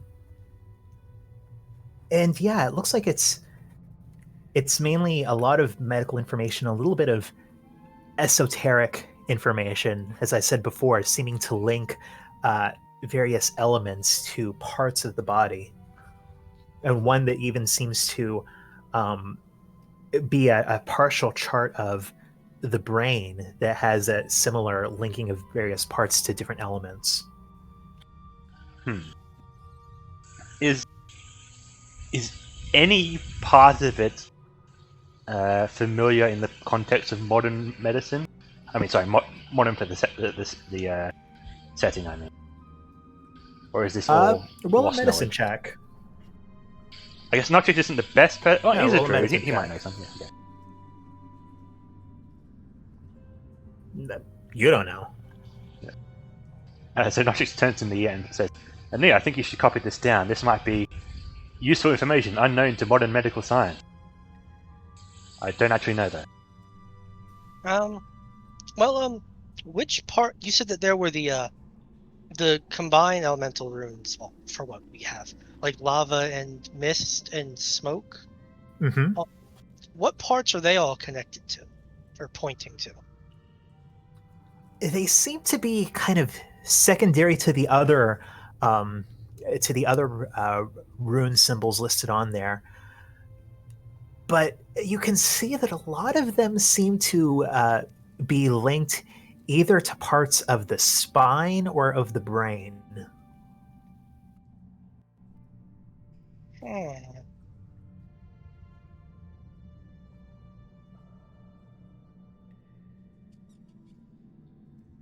Yeah, sure. I guess Nia can draw these, paint, whatever. Yeah, you make some good notes. I think I actually saw something like this before. At least some of the same concepts, and then she just kind of stops and looks a little sad. Oh yeah, that's where I last saw it. Is that in Shire's diary? Alcana just nods sadly. Ah. Specifically notes from Hanma House. I guess it's also slightly similar to those, or to that Taurus trap place we saw in Zamash. To the one you saw in Sinash? The Taurus trap. Those guys who were, how do I describe it? Had a whole theory about elements in that. With two additional elements. No, actually, the only thing similar is the elements, actually, never mind.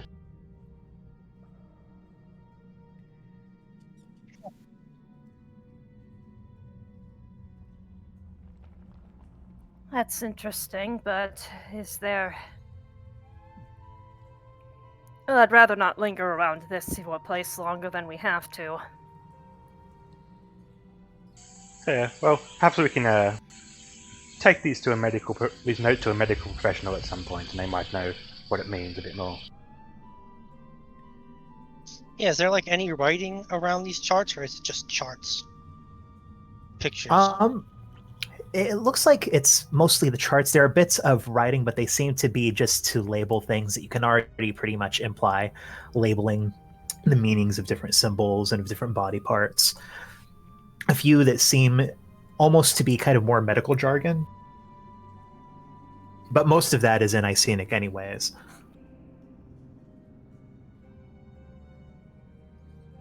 Yeah, at least at first blush, the writing doesn't seem to offer any more insight. I guess I'll leave it out then. Especially since I don't understand Icenic, so.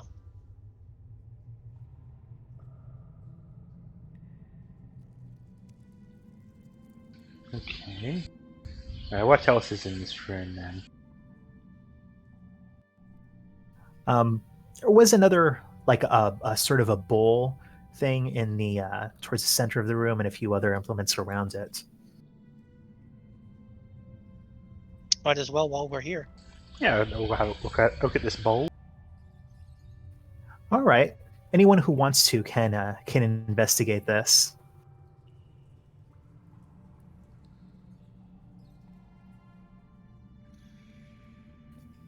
So, Notrix, you look at the bowl, and it looks like it's just kind of a heavy stone. It looks mildly porous, kind of like a volcanic stone.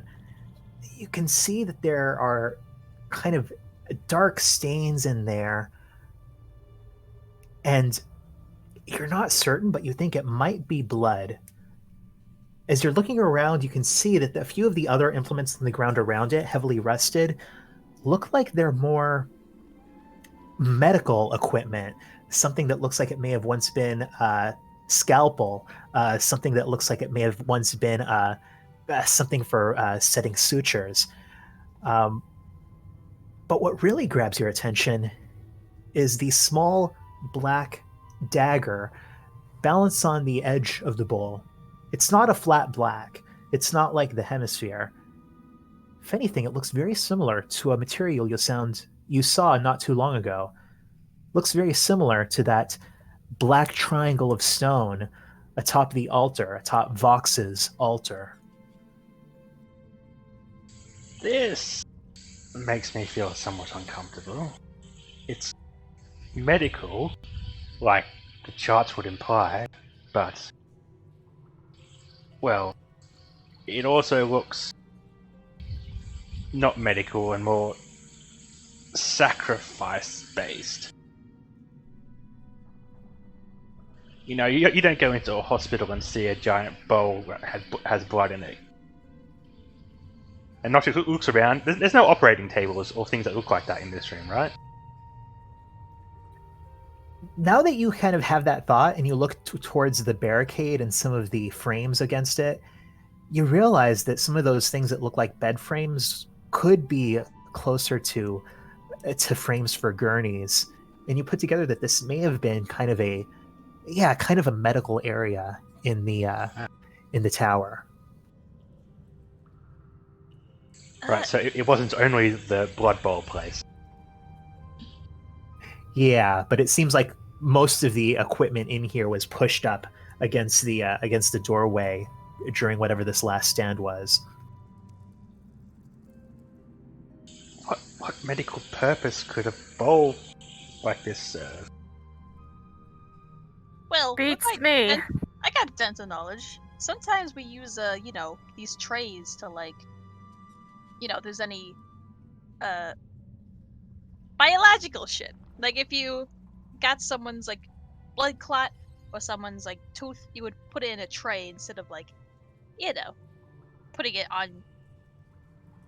By a tray I mean like a bowlish tray, right? So maybe that's what it is. If this is a surgical place, it's like these are just more tools. So, a garbage bin of some sort? Basically. Yeah. Because you ain't supposed to just throw that out with, like, the other garbage. It'll get into the water supply. I'm not sure they have much of a water supply around here, but I get the feeling. Nah. How big is the bowl, by the way, again? It looks like it's probably around a half meter across. It's pretty big. And is it just sitting on the floor, or is it on something? It's on the floor. On the floor. What if... I got kind of a theory. What's that? Remember how Vox had these, surgically implanted horn things? What if that's the sort of thing they were doing in here? They were, like, surgically putting these types of stones in people.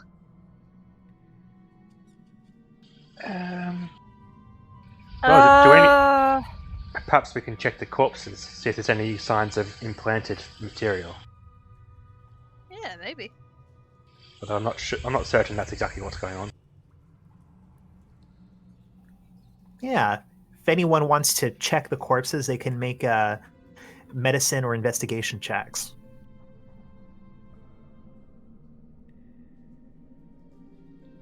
Investigation. No, breathe. Anyone? Or should I just do it again? Sorry, I'm like lagging. There we go.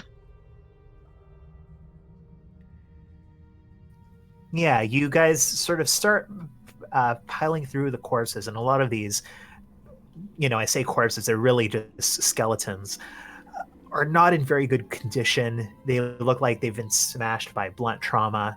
Not a lot to go on. Nia, you do find a few that have these oddly regular holes in their skulls. Look like some kind of maybe trepanation. Like, yeah, these perfectly circular holes that have been drilled. One of them, though, stands out to you because it has writing that's been crudely carved into it in what looks like Dwarvish, but you're not able to read it. Nani? Yeah, I guess Nia calls Logie over. Logie, Yeah, you I'll look at have a this. look. And it's definitely Dwarvish characters, but you can't quite read it. It's some odd dialect. Can I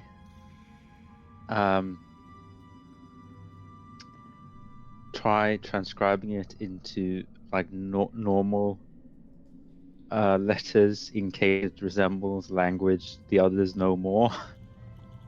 Sure, yeah. You try to transcribe it, and you read it aloud. And while it sounds like gibberish to most of you, it kind of sparks something to you, Notrix. It doesn't completely make sense the way that Logie reads it aloud, but you get the sense that if you look at it, you may be able to make more sense of it. Logie, was that Duragar you're talking in? I was talking in something. Let me have a look at it. And Notrix, as you take a look at it, you can put together what it says more clearly, but you're not sure if it's really a word.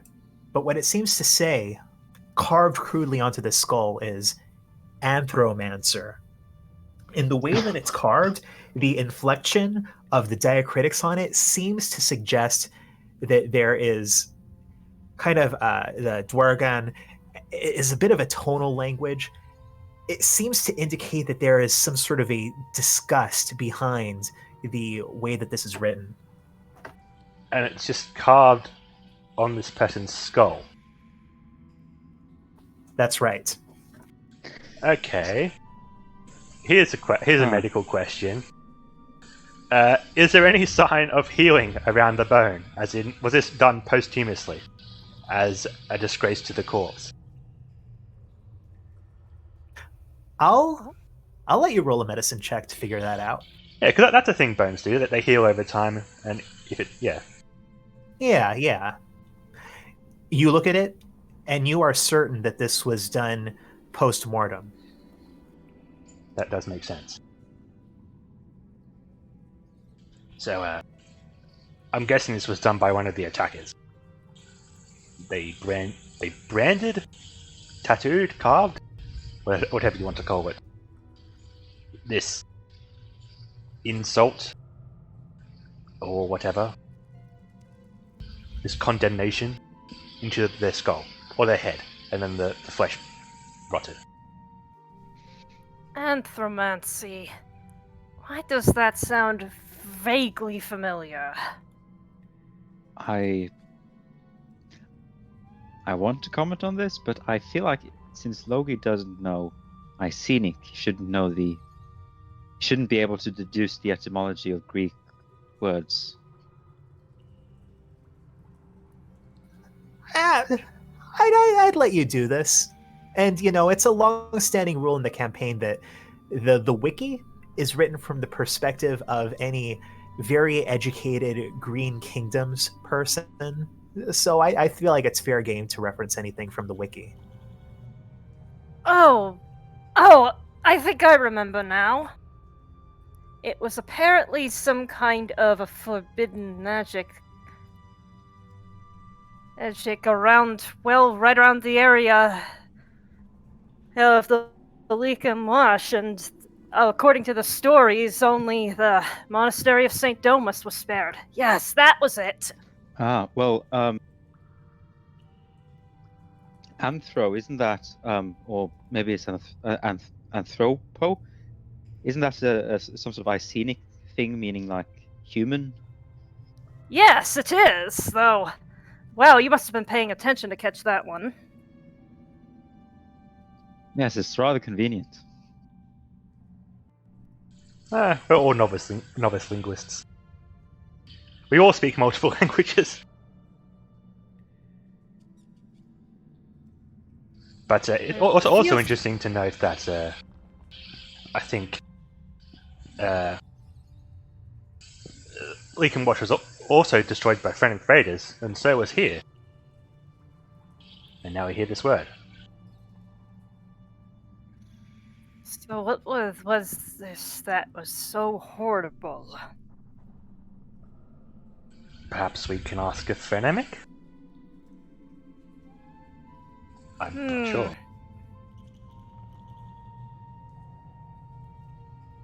I mean, don't the Fremennik, hate magic in general? Kind of, but... I mean, I don't think they usually go around carving it into people's skulls. Well, I mean, this is definitely a relic of a different time. True, and this may have not been done by a Phrenic. The language is more dwarven. I'm not certain which group spoke this language in the past, to be honest. Curiouser and curiouser. There is that place on the map in the Phrenic province called Durga Post. It's the same root word. I think Logi would know that that Dwargan, it's a language that's sometimes spoken by small pockets in the Dwarven community. A few people will grow up speaking it as their native language, but it's not very common. If anything, it's probably more common among some of the more far-flung Fremennik tribes.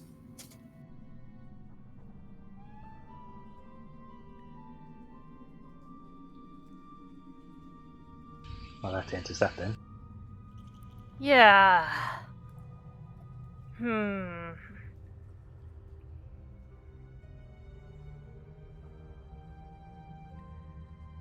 So, yeah, this person was an Necromancer.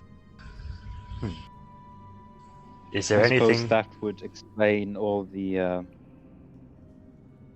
references to anatomy, if it has something to do with magic related to humans or humanoids of the body or whatever. Ah, true.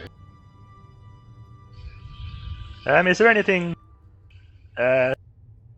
else about this corpse that looks weird, or anything nearby it that he might have held, or they might have held? I think that's all that you find that really gives you clues for what happened with these corpses.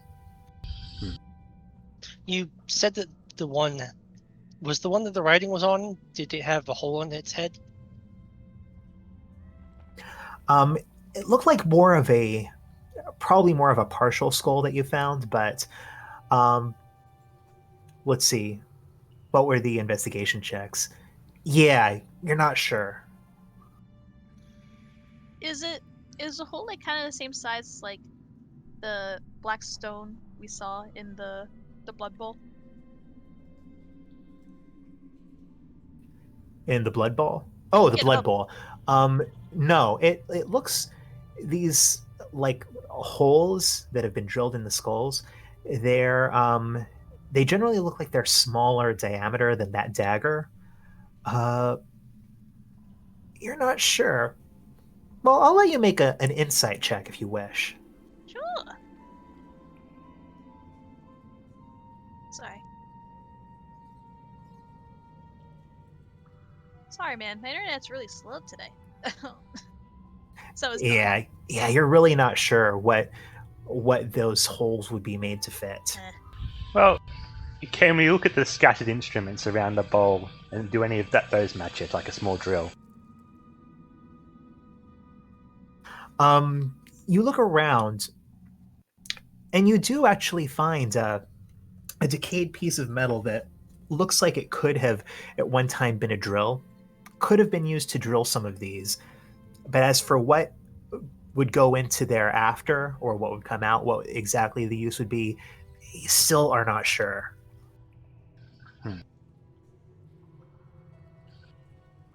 So many pieces. Not sure where they all fit. Are there any intact skulls? Like completely intact? Yeah, definitely. Okay. Can I find a skull that has holes and is still intact? Yes. Can I shake it and see if there's something inside? Like the brain's rotted but implants are still in there. You shake it, no rattling except for maybe a few of the teeth. You look inside, bring your eye up to one of those holes. You don't see anything in there. Oh, that was my idea. Huh. I'm not certain anything was put inside. I don't know about medicine to speculate. I don't know. Yeah, I think whatever was in the skulls, these attackers probably took it out, you know? Can some of the people who You didn't should. roll investigation roll it and see if they get higher? Out of curiosity. Can we do that? I mean, Don rolled. Oh, right. Yeah, I rolled already. Oh yeah, you're right, I did. But can anyone else roll? Sorry. I'd say that Logie and Alcana can roll if they want to. Go for it.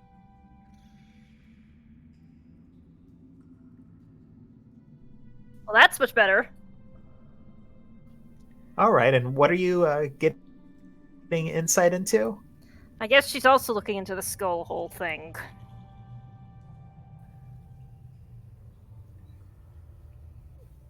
Oh, okay.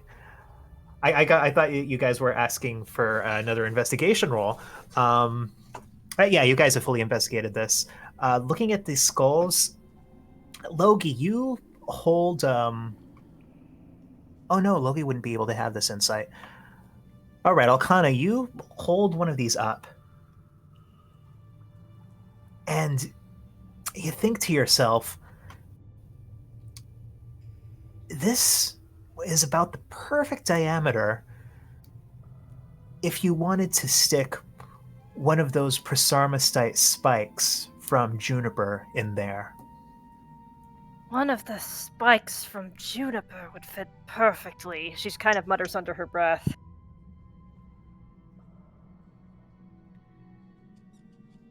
Huh. Would it?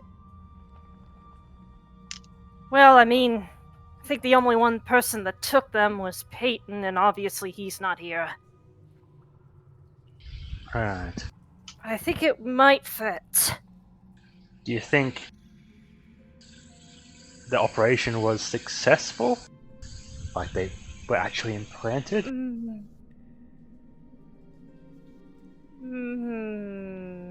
Well, That I can't say for sure. well, these are the dead bodies of people who presumably died fighting against the Fremennik, right? Yes. So that doesn't tell us anything about if that part was successful. Well, Well, they didn't die from the Well, operation, at yeah. least. Yes, if they didn't die, that means there was some modicum of success. They at least got off the surgery table alive, you know?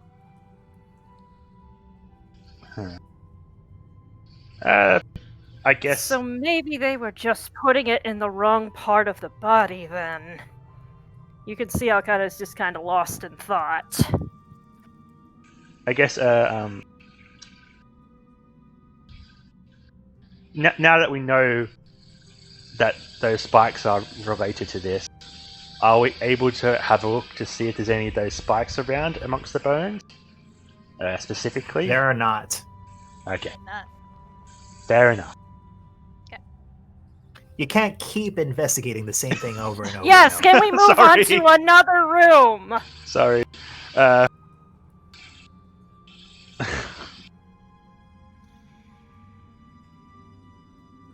Okay, go back to the bowl.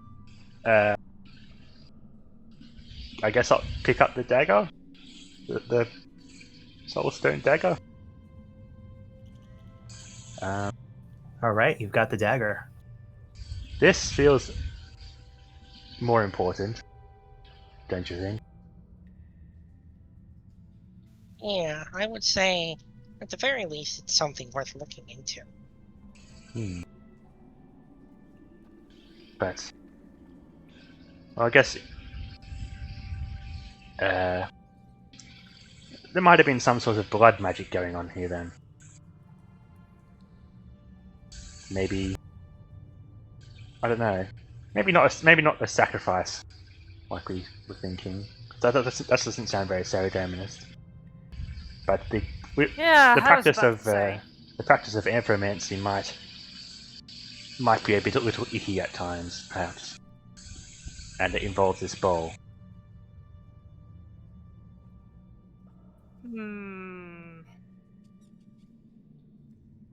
Suppose I might have to look into that a little bit closer when I get back. Yes. So, this scalpel you have right now, it's made out of, what? Sun? Huh? The scaffold? No, You mean like scaffold? the pulley system that's used for the hemispheres? No, the knife that he has right now. Scalpel. Oh. Scalpel? Oh. Scalpel. Oh, Sorry. scalpel. Is it, mean- You said it was soulstone, like the similar thing to what we saw in Rubina, Right. Okay. or the same. Yeah, that's right. I definitely think, yeah. Even if we do move on to the other room, I think we should take that with us. Okay then. Yeah, I've always wanted a dagger that could steal people's souls, you know? Who knows? I don't know, this doesn't... it might not be the safest thing to have around. But, we'll see. Well, we're already carrying a dagger with all the pentarchy symbols etched into it. And a dragon eye that's made of glass and clearly cursed. Yes, but weren't we told that this material steals the souls of people who die near it? Oh, Yes. just give Arcana. But isn't that like a horrific crime to carry around this, really? If you think about it. I think The Saradominus didn't have a problem with it, obviously. I'll take it for now. I'll think of a way to fix it up later. For now, just try not to die around it. Has Notrix used necromantic magic in front of Neo before? I can't remember. Yeah, I did some before, yeah. Don't you use necromancy? Kinda. It's a bit complicated. It's more mushroom-based necromancy than normal necromancy. What you're saying is that you work more with fungus than you do with actual souls. Well, I don't think most necromancy doesn't work with souls, it works with bodies. Souls usually don't stick around, you know. So it's not exactly the same thing then. Yeah, let's leave that and make note that it's there. Well, Okay. I'll take it. I think I have a way of insulating it later, so it doesn't steal anyone's soul. But, I mean, leaving it here might be worse, because then anyone could take it. Surely, Well, if you're so sure that you can hide it, well, insulate it. yeah, I think I can. But perhaps we should try and close the sphere as well, because if it is controlling the anti-magic field, perhaps closing what's left of the sphere might insulate it a tiny bit, even though it's been destroyed. Yes, just do be careful with the crystal. Well, So you're going to try to close up the sphere? yeah, go over to the mechanism and wind the top half of the sphere down and see if it. Yeah, Fits it's together. not hard to figure out. It seems like bits of it have rusted together, but you can still take kind of the chain that the upper part is attached to and lower it. And as the top half of the sphere connects with the bottom half, you can see that still more than a quarter of the sphere is missing, has been chunked away, and it does not appear to be anywhere in this room. You don't feel that it has any effect on the anti-magic. And you can still indeed see that blue crystal peeking out.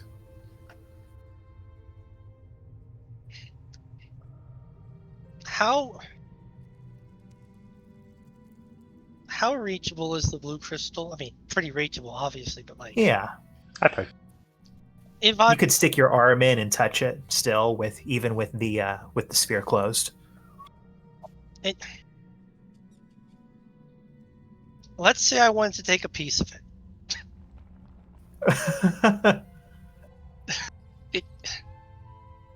Do you have a chisel?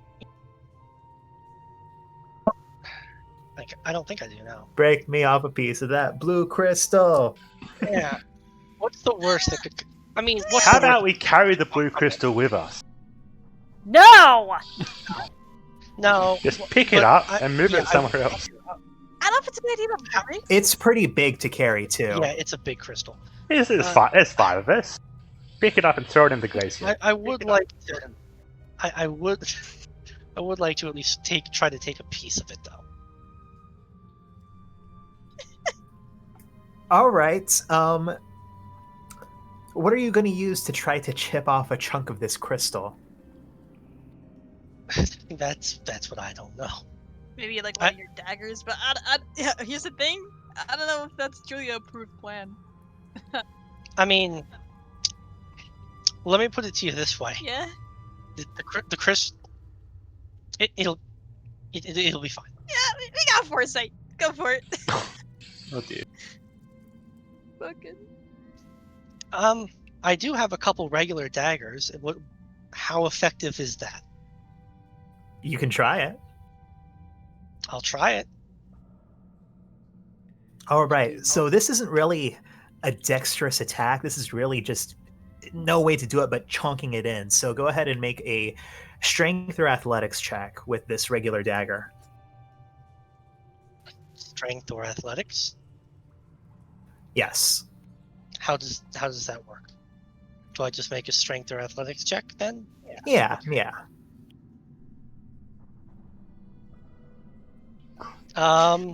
You gonna roll on the botch table?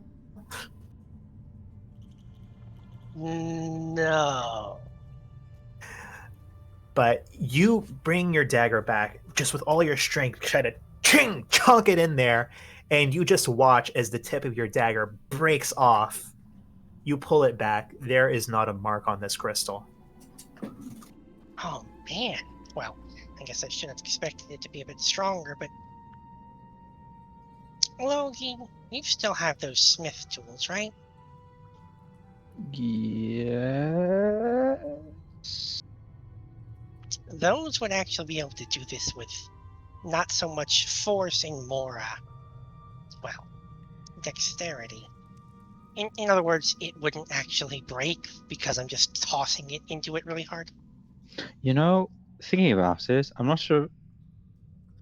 I mean, it's on my proficiencies, but I don't think I actually have Smith's tools in my inventory. But I think we've assumed I have. I don't know. Have we? I don't know Well, if you've actually used. He has. He You've used used your them. Smith proficiency. Well, he used the smith tools themselves when we were in the caves in Ardoin Did I? to move the rocks. Oh, around. did he? Yeah. Yeah. I guess I Oh. can spend a I foresight thought he was to using say Hubert's equipment I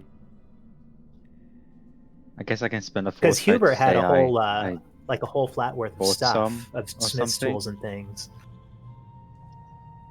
Yeah. Yeah, How okay. much I'd let you foresight did use say a I have foresight to some? claim that you've bought some. Sure. Let me find out how much those are. 1 second.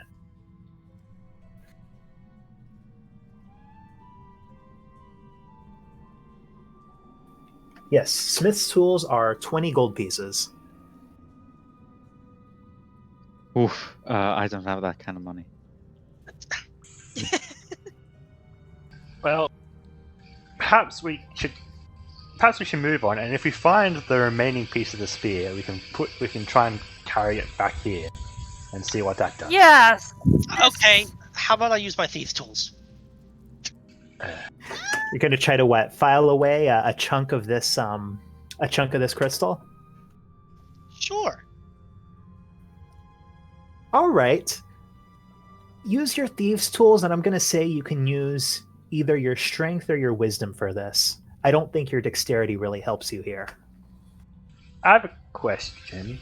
I have a bottle of acid in my inventory. Does Notrix know if that would help? Or would that... Does he know how strong that acid is? I think you know that would be a long shot. Okay.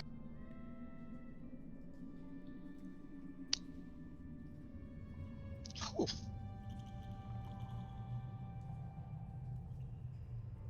So you take out your files, you start working on a little chunk of this, and as you get to it, you work it and work it and work it, and pung!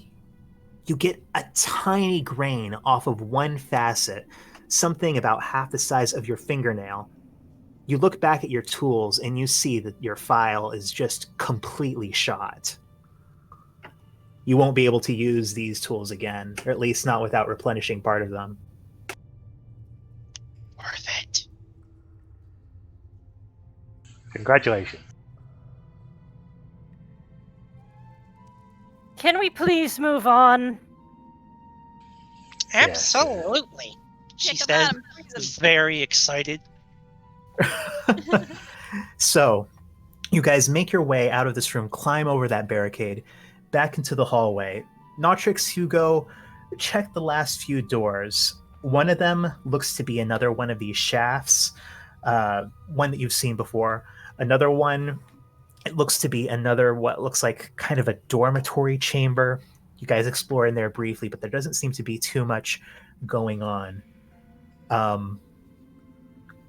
But after that, Nia leads you down that last flight of stairs, and you can all see now this large regal statue kind of set at a half height above the rest of this vaunted chapel of this lion-headed figure holding a staff with a large Saradomin star. Nia, you remember that when you stood in front of that statue, the ground gave very slightly beneath you and you had to narrowly avoided those blades that came out of the darkness. I wonder if this is the part where the poem says you need to bow. No, to avoid blades. Yes. Let's try bowing this time. Well, hang on, you were here last time. Do you remember how low the blades came?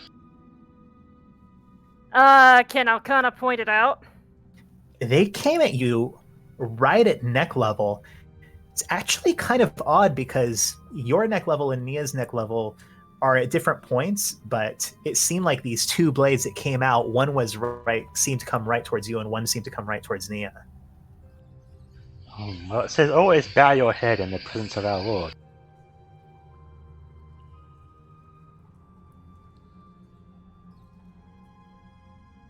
Well, let's try actually bowing this time. Does anyone want to do that? Risk getting their head chopped off. Well, I mean, Alcana sort of would have an idea of how this works already, so I guess she can try it. So, Alcana, you stand before this large lion-headed figure, bow your head down in penitence, and suddenly you just feel this wick of steel on the back of your neck for a second, and then it's gone, and the rest of you standing back can actually see it. You're not sure where exactly it comes from in the darkness, but it seemed to launch, and the rest of you see from like behind the statue at a point that that you couldn't see standing in front of it. There actually seemed to be briefly this, like just a brief split-second flash of light, and then this blade that actually looked like it's made of a material very similar to that sword that you tested out above, Logi, just wicked out of the darkness on the edge of what looks like almost like a piece of this sheer satiny cloth right over Alcana's head, and then pulls back into the darkness. Whoa! So that was the key, but what do we do here now? Well, if someone stepped on the plate and we stood by with swords, we might be able to cut that cloth. And oh yes, there was the other part. Always hold out your sword to defend Sir Doman and his faithful. Let's try doing that. that's not what I meant, but yeah, I guess so. I think Alcana's gonna try doing that then. So one of you is standing ready with your sword now that you know where it's coming from, and another person is standing in front of the statue. I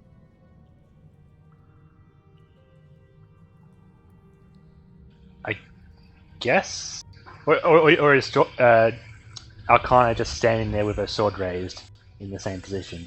Do you think?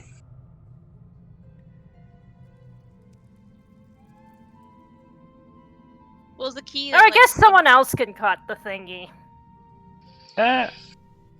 Okay, who has bladed weapons?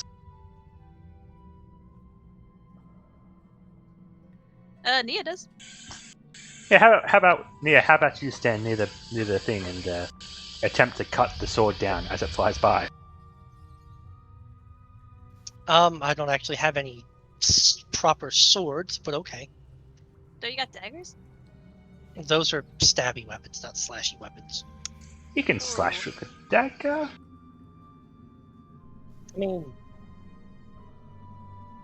anybody got anything that does slashing damage whatsoever? I mean, Alcana's got truth. Yeah.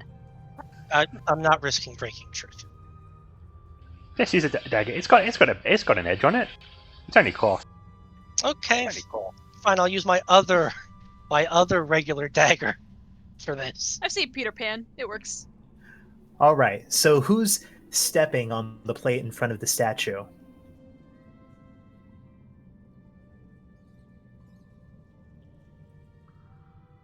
Is Alcana going again? Yeah, Alcana. I guess so. All right. Nia, you position yourself where now, with some perspective on it, you guys saw the blade coming out. Alcana, you step off back on to that plate. And then you hear, Nia, that whistle of wind as you raise your dagger. Make an attack for me. For real? Do you want to spend some? Do you want some foresight to reroll that? Sure. Thank you. I'll give you a foresight if you want. That's fun. Yeah, it's 2 foresight to re-roll that. Are you re-rolling that? Yeah, I'll spend a foresight to Because or that I'll was put another terrible. foresight into that to reroll. All right. Go ahead and re-roll that then, Nia.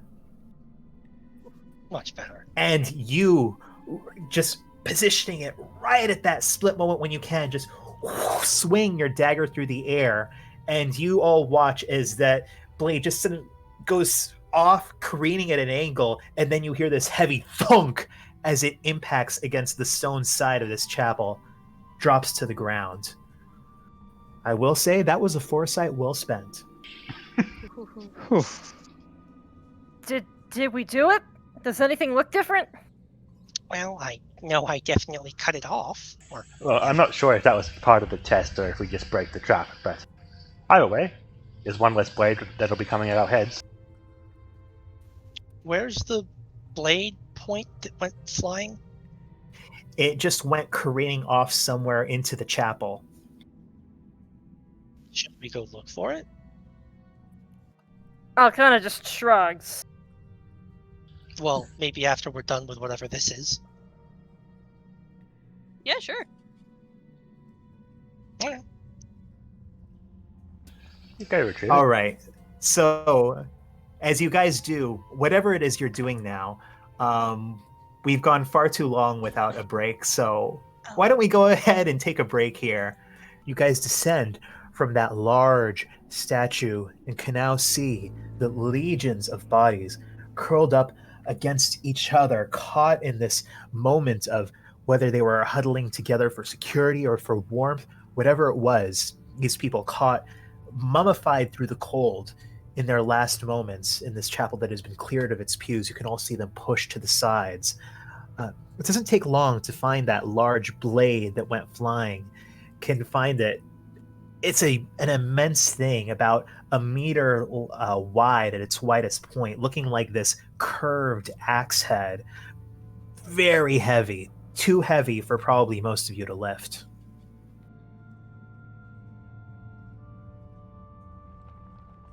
Is there anything significant about the particular place it lodged itself?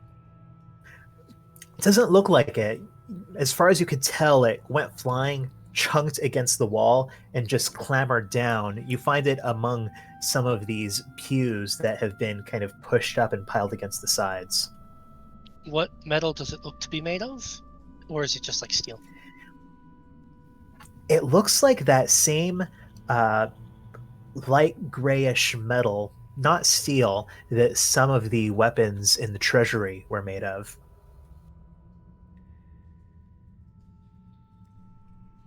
If anything, it seems like that metal stands the test of time better than other metals. And it's not Catagon, is it? That's different. It is not Catagon.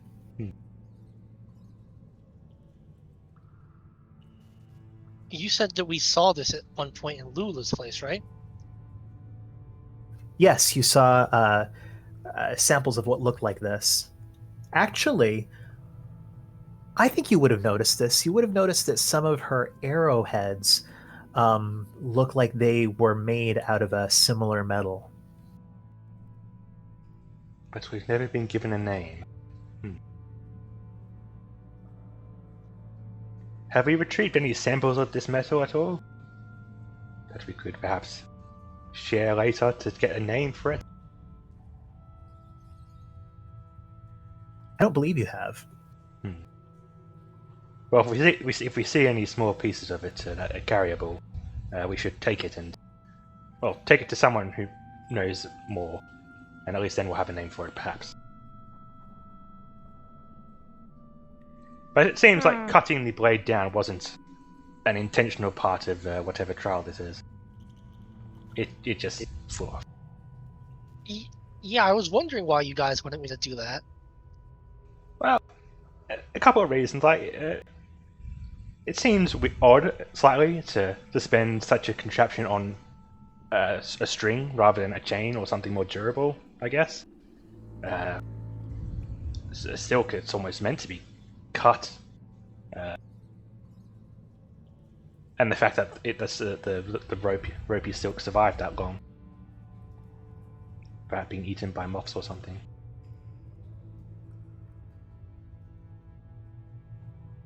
And secondly, it also disabled, well, got rid of one of the blades, so maybe it has less blades to throw at us. So, it's a win-win, in my opinion. Right. Why was walking in front of that statue triggering blades in the first place? Well, I'd assume that you would want to do that to defend something, but what would you be trying to defend there? Do you have to walk past the statue to get into the chapel? The layout of this place, you can see that there is a large barred door that, just from the ostentation of it, must have been the front door of this tower. You can see that goes directly into the chapel, which has a couple of wings off of it. And at the far end of it, past the what may have once been the main altar, is the staircase leading up to that statue, and then that seems to be the only way to ascend up into the upper levels of the tower. But would you go past the trap trying to go up to the upper levels? Yes. Okay. Right, so it's intended for intruders again. And it's not protecting the statue specifically, do we think? And so it seems like that particular thing that I thought was a prayer was in fact the way to get safe passage around here, if only you could match up what it meant. Indeed. So that means that's a statue of Saradomin. Doesn't look like a lot of the modern depictions, so I didn't immediately catch it, but I guess through context. Wasn't it a cat person? Yes, that's why I asked. Well, maybe. Oh my wasn't- god, is that man?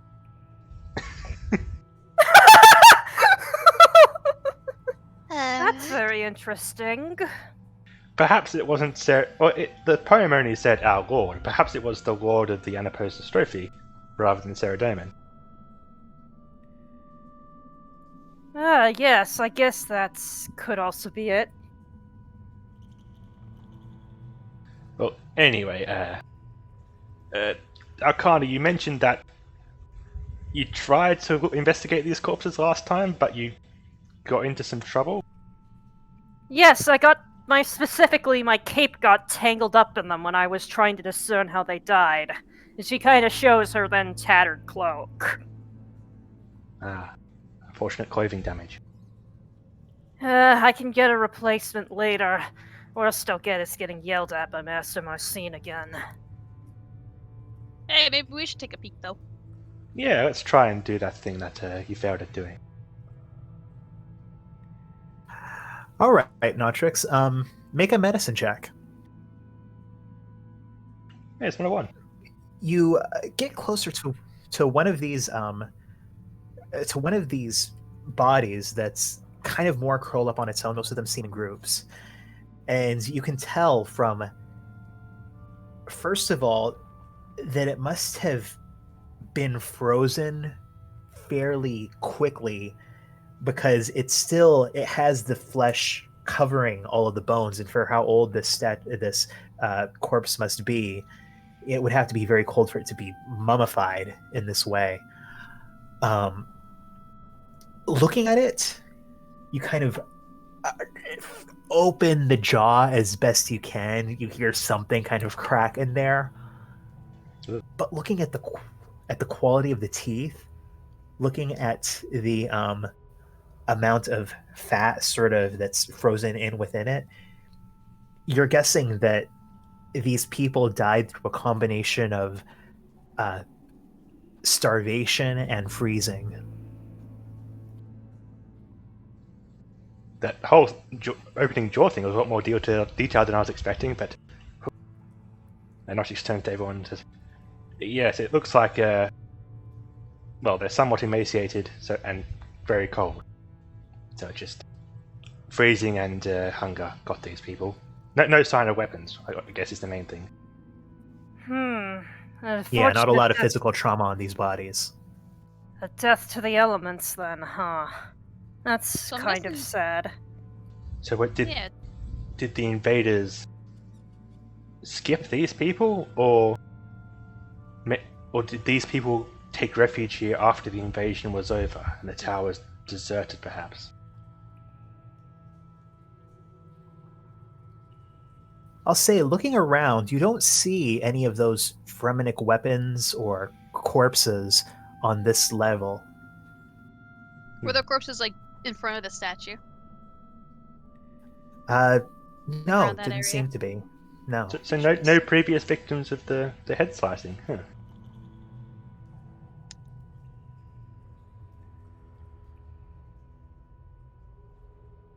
Well then, That is weird. I wonder why these people were missed. And how many would you say there were? Like just a whole like group of them. Yeah, it looks like there may be a couple hundred people in this chapel. Oh Jesus Christ! Jeez. Oof. That was like 20. Oh I God. was thinking 40, but a couple hundred. Yeah. A couple hundred was what I was assuming. I suppose I ought to show you where we found that ladder. Yes. You said you investigated most of this already. There was an orb that was just a religious orb. Yeah. Okay, if you've Yes. already looked at this, I guess yes, we can move past it relatively quickly. Yeah, you checked out the orb when you got back up. That's when you figured out what it was. Anyways, you walk over to where you had removed that false stone. You can see the ladder down into the darkness. As you stand around and listen, you think you can very, very faintly hear a trickle of water somewhere down there in the darkness.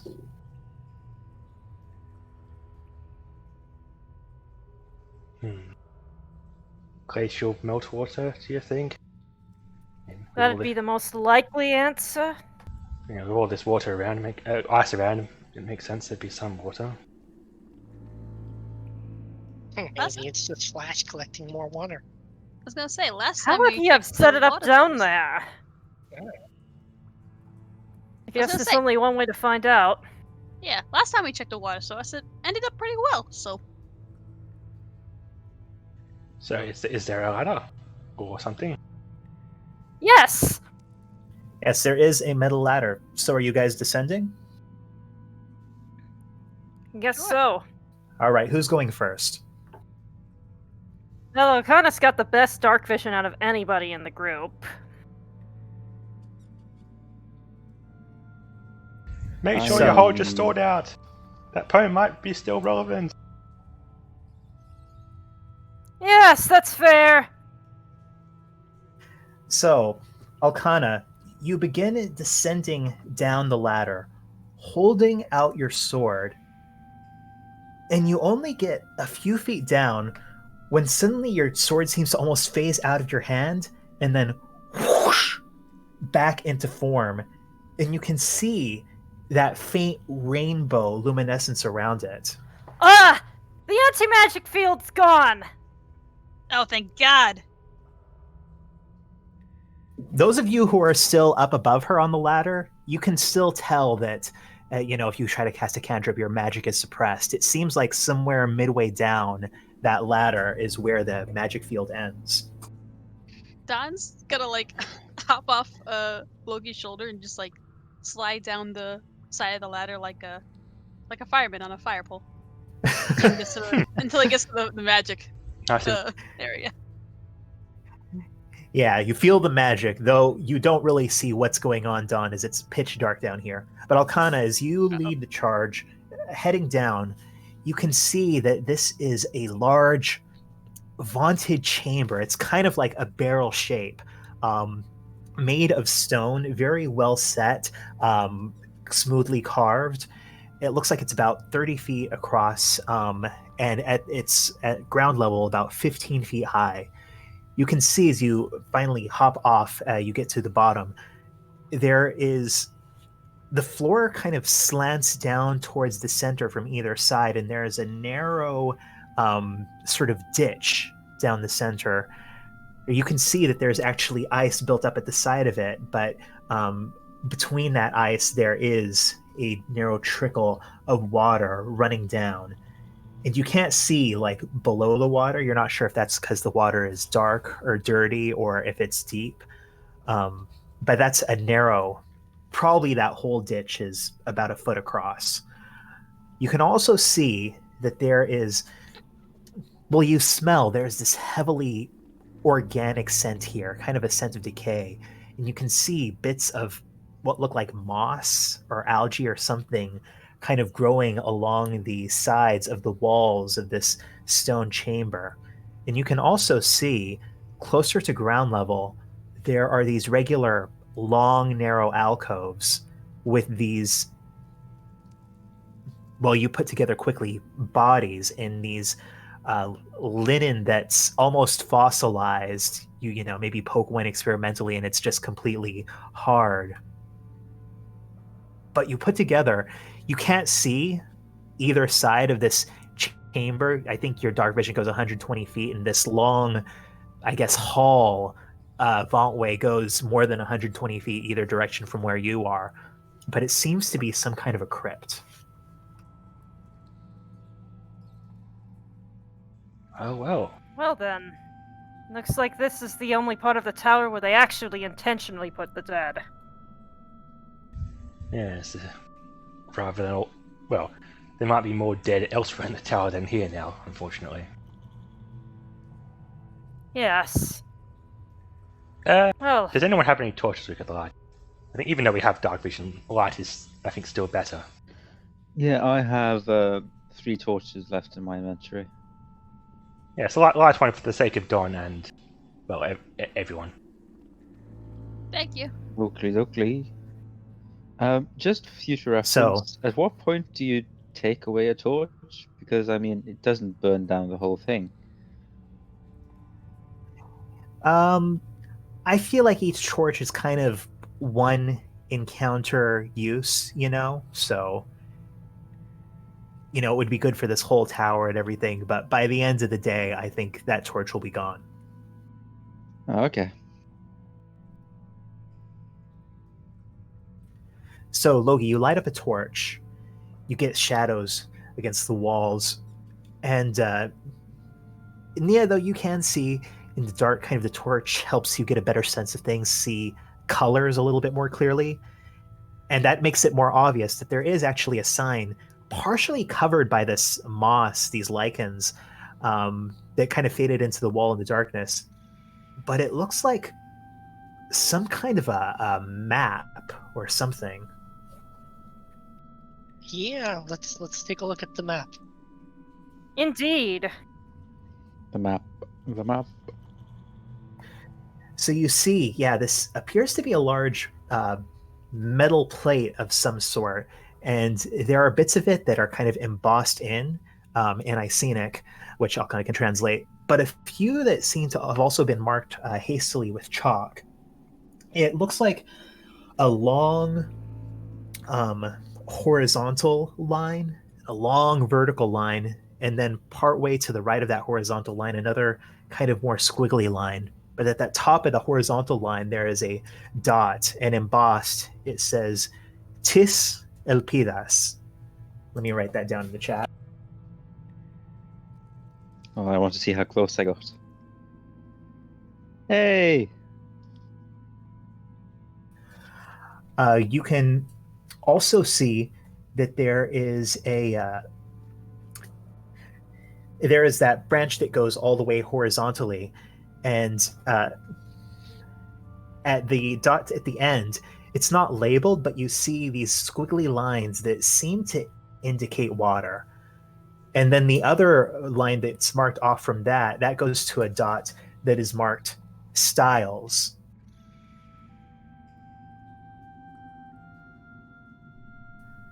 But then you see, having been marked in, you're not sure if it's ancient paint or chalk or what. You can see that bit where it branches off to that dot styles has been X'd out.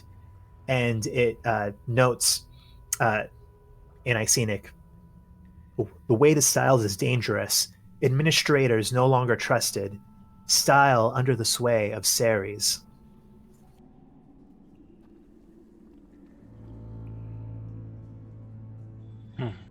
Styles was mentioned earlier. Does anyone remember in what context?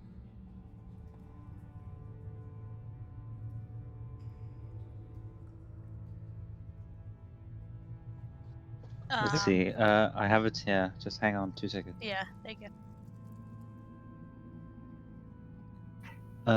It was the orb about Egru. The city-sized golem declared war on Styles, I believe it said. That's it. Nia, as you were examining this map, you see something, a brief flash out of the corner of your eye, and you look further down this darkened chamber as this long, vaulted hall leads away into the darkness. Then you see it again, and always only for a split second, but they look like spectral figures in what looks like sodden clothes up towards the top of this vaulted hall, floating up, and you see them, hands clutching their throats, fingers sort of almost scraping against the ceiling of this place, eyes bulging. And each time you only see it for a split second, but you see it a few times. Guys, What? Yeah. he kind of points up. Do we see the monster? Ghosts? It takes you a few minutes before you see it, but then you see another one of that, like someone sodden clothes, their hair kind of looking like it's floating behind them, their cheeks bulging, just clawing at the ceiling for a second before they flash back out. Oh, good Gothics. It looks like this place flooded. And, well, so it was traumatic enough to leave behind ghosts. Perhaps. Oh. And the ghosts weren't like they were looking at us, right? Like they were paying No, attention to us no. all. They were paying no attention to you. Yeah. Well, it is Frinfree after all. One does expect ghosts in Frinfree. Yes. Hopefully they're a bit nicer than the last ones we encountered. Yeah. Though for a rather sad reason. So where do we want to go here? Well, It seems there's three paths. Two that leads to something, perhaps more elaborate grave sites, or a prison, maybe it sounds like. One of which is dangerous. Then a third path that leads to water, if I understand that correctly. if they drowned and there's water, maybe we should be careful around that water. Wait, what do you mean? No, this is out of character. What do you mean prison? Well, I'm going to go ahead and draw sort of what this looks like. Yeah, I was That's going a good to idea. ask. Map that you see. well, Steph, that was more me theorizing. The two names, Styles and Tis Elpidas. Well, I was thinking like either they're more elaborate grave sites for specific individuals, or they're prisons based on the fact that Styles appears to be some sort of antagonist to these people. But that was speculation based on what we've seen here. So, from what you see on the map, it seems to indicate that you are about there. Up here is the place labeled Tiselpidas. Down here is the place labeled Styles. And Styles has an excellent. Okay, I hope we find that another place. There's an X, the actual like map. right around here. It says something about Ceres. Well, that perhaps indicates it's whatever Styles, well, whatever is at the end of that corridor, was not a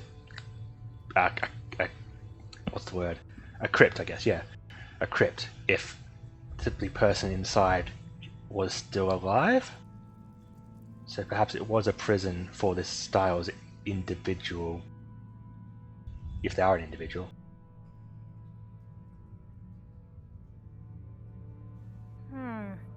Well, let's maybe avoid the one that has the X on it and avoid the water and go to the one that's closest to us first. That makes the most sense. Yeah, we can go down this hallway. Yes, assuming this is a map of the catacombs at all. I guess Just we'll got what we map physically of see the right now. catacombs. I thought it was like a world map. No, that makes more sense.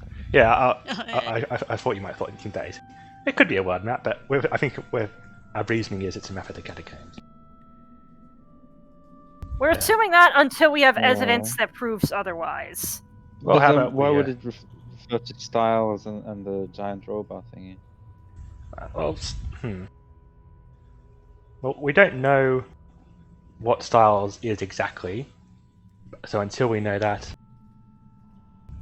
But apparently, if Look, if they were declared war on, there might not be an individual. Look, can we pick a corridor to go down or what?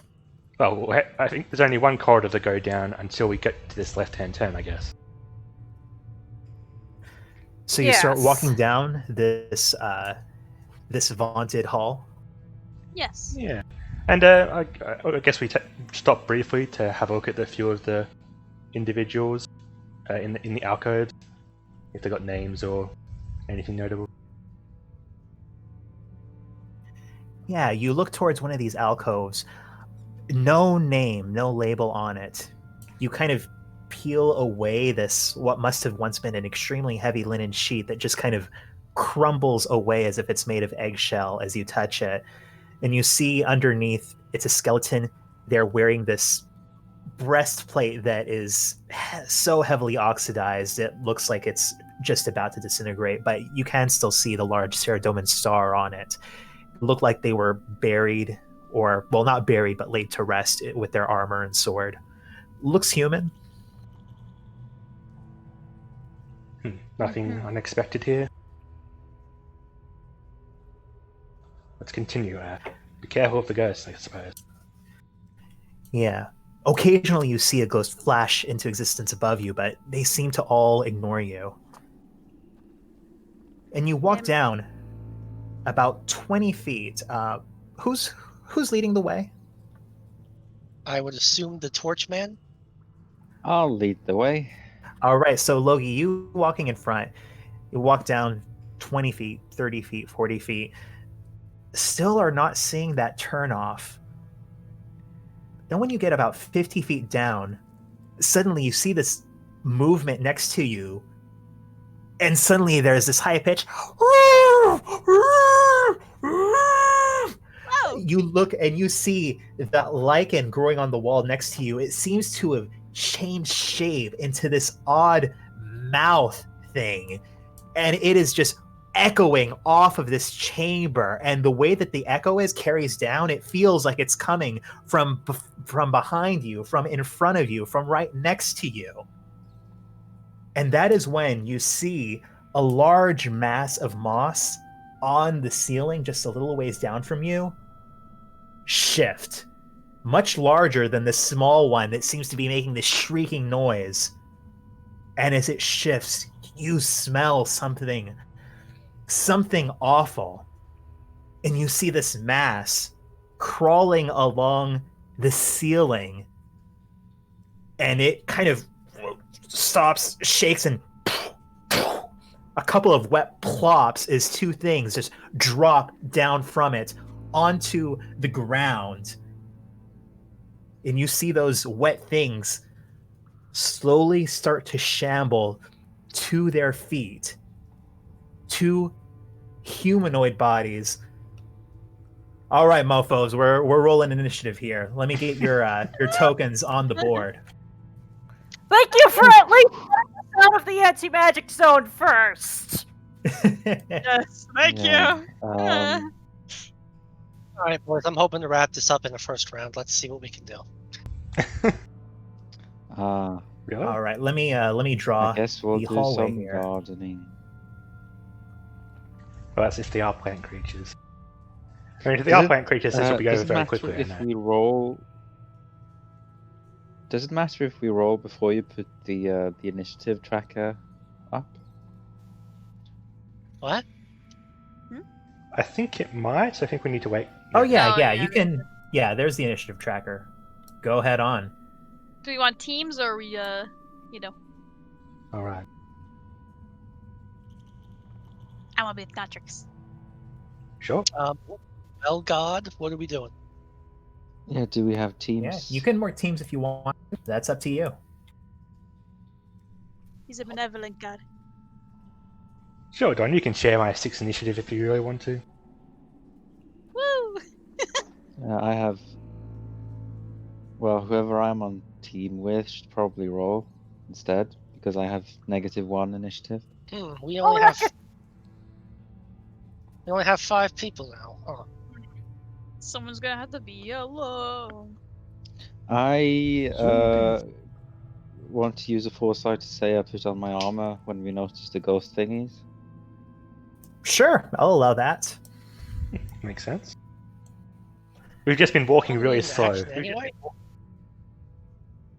Yeah, I mean, and you probably let me should make be a walking. trickle of Initiative roll. ice water down the center. You probably should be rolling low when you're, in a dark catacomb. So what are we doing for teams? Or are we doing teams since there's an uneven number of us? Well, do you guys want to be on a team? You and Nogi or you and Okana or I don't know. We've got Team Druid here.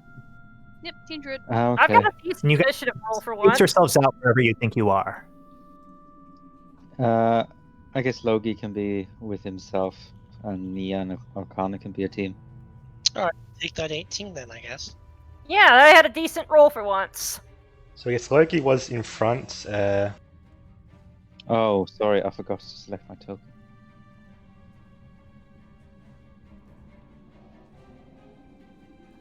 Oh, that Hey, I feels can like control the cheating. zombies. They're my zombies. Woo! Easily weird. I want to order my zombies to attack the thing on the roof. The mass, yes. That's you. Those are the zombies. So what is this blue thing in the middle? That is that just channel of ice water that's running down the center of this this catacomb. Ah, It's only about a foot wide, so it's not like it'll cost you any movement to walk over it. But I figure I should put it there just for reference. yeah. If you roll a natural Just one, in case someone has like shape water or whatever. Yeah. And yeah, this chamber is about 15 feet tall, and this thing is currently crawling itself along the ceiling of it. Oh, it's on the ceiling right now. Uh-oh. So are these all the groups? Yep, think so. Do you want to All position right, and you guys ourselves can at all? space yourself where you think you are. You don't have to be in that line. Well, I guess Logi has to be in the front, but Yeah. Okay. Oh, sorry, Nia. I'm. Yeah. Okay. Sure. all right. I guess So, we Logi, don't you can all see have to be this- on the same side of the river. I think we would have all been walking on the same side, really. Yeah. Okay. That's what you do when you're walking. So Logi, you can see this thing squelching along the ceiling, coming towards you. You can see these tendrils almost seeming to suck it onto these filthy stone tiles. What are you doing? Wait, is Logi his own team or? Yeah, Logi's his own team because we're an odd number. All right.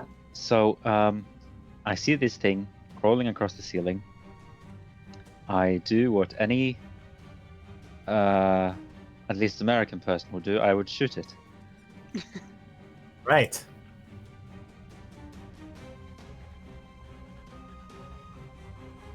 Shoot it!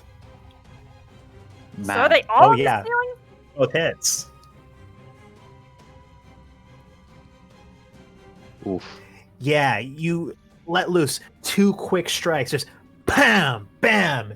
You see the bit of a light splash out of the edge of Logi's musket as this thing sort of recoils slightly from this damage that it's taken.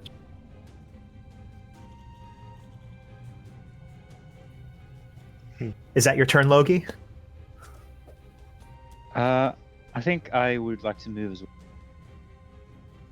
All right. Yeah, that's okay. All right, next turn in initiative. Who's on this team? I think it's Nia and Okana. All right, ladies' night. What are you guys doing? Just night. Okay, so the one thing's on the ceiling and the zombies are on the floor? These Or are they- on the floor, yeah. It seemed to drop the zombies out of it somehow.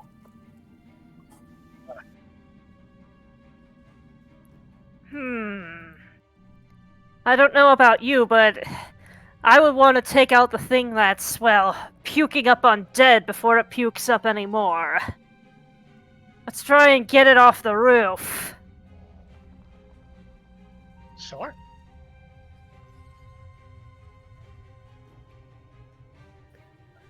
All right. Those both actually managed to hit. Alkana, you sort of hold your gauntleted hand out, and these 2 blasts of pure force go zooming out of it and bam, bam, impacting it. You see little bits of what look like dirt fall off of it, little bits of what look like roots. You're not sure.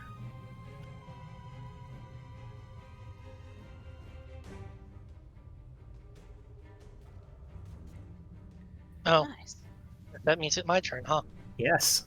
Well, since everybody else is going for this thing on the ceiling, you said the ceiling's only, what, 15, 20 feet high? Yes. Okay, so I can use my reach thing to 30 feet. 30 feet is more than 20 feet. Very good.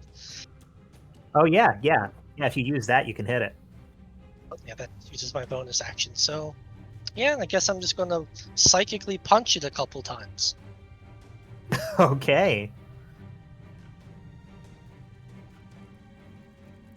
Yeah, those both managed to hit. Don't get sneak attack because, well, actually, I don't get sneak attack with unarmed strikes anyway. So, and that uses bonus action, so.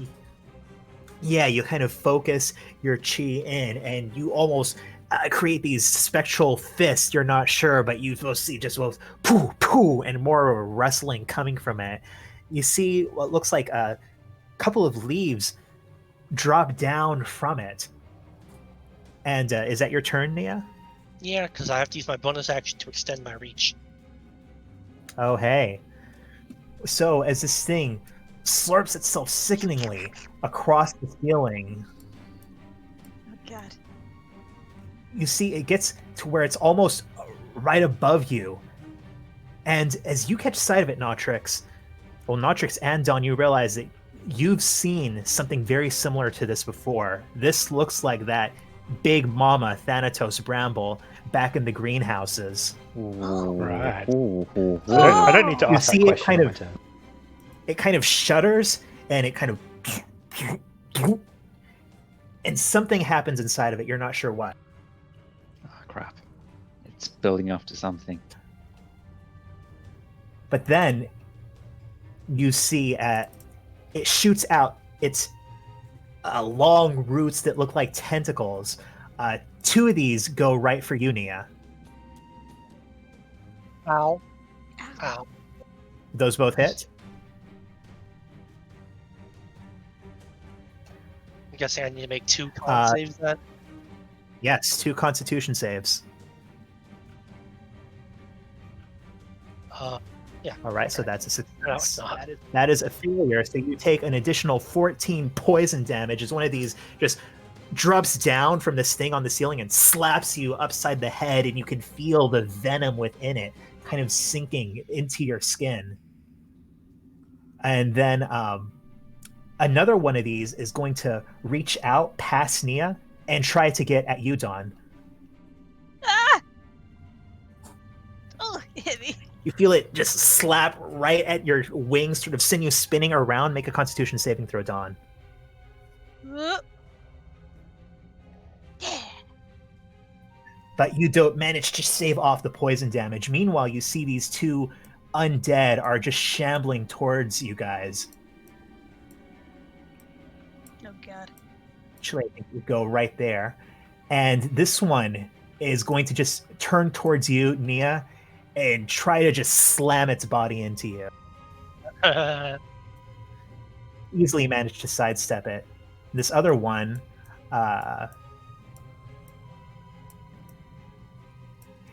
it just kind of uses all of its movement and action to shamble up closer to the rest of the group, but it doesn't have enough movement to do anything on that turn. So yeah, that is the Bramble's turn. Notrix. Notrix and Dawn. And on Team Druid. Notrix, you recognize that thing, right? Yeah, it's the same thing that tried to eat us back in on the farm. That was Bramble. Ugh, what's it doing down here? Hey, well, Good question. if it's a Wonder tree, about that once it's dead. eh. Hey, if it's a tree though, that means it can burn, right? You'd think so. I think so. Most trees work that way. If I was a tree, I'd burn. So, alright, here. I am going to cast Flaming Sphere. I'm gonna basically hold my hands up, and it'll, I'm gonna try to make it appear, in the middle of, just that thorny mass, you know? All right. And, yeah, I'll do that. I think it needs, doesn't make it make some kind it needs to make a dexterity saving throw. All right. Any creature that, all right. Let me make a dexterity saving throw for it then. And, boop. Nice. Haha. Yeah. Slow. You create this sphere of flame sort of 15 feet above you, right in the midst of that. And you see as its roots blacken, it kind of starts to recoil a little, but it's not catching on fire the way you'd think it would. It seems like there's something maybe slightly slimy about this, something about it that's not quite as flammable as you wish it were. Freaky. And I think he's gonna make a disengage. And as he does, he's gonna aim a Eldritch Bolt at it. All right. Yeah. Eldritch or blood. Well, damn it. You try to aim it up, but it just goes wide, kind of pings off into the ceiling. So, as someone who has had experience with these brambles, would Notrix think that attacking it with necrotic energy is a stupid idea? Because out of character I'm thinking that, but in character do I have any reason to think that? I don't think you have any reason to think one way or the other about it. Okay. Because I just know these things are designed to eat necrotic magic.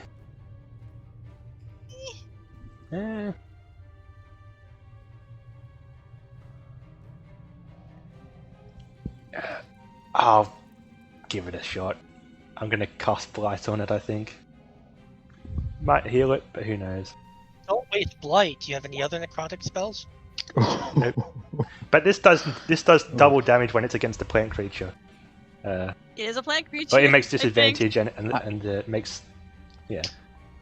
Well, it succeeded on its saving throw, but it still takes half of the maximum damage. So it's 88, so it takes 32 damage. Because it's a plant. All right, yeah. You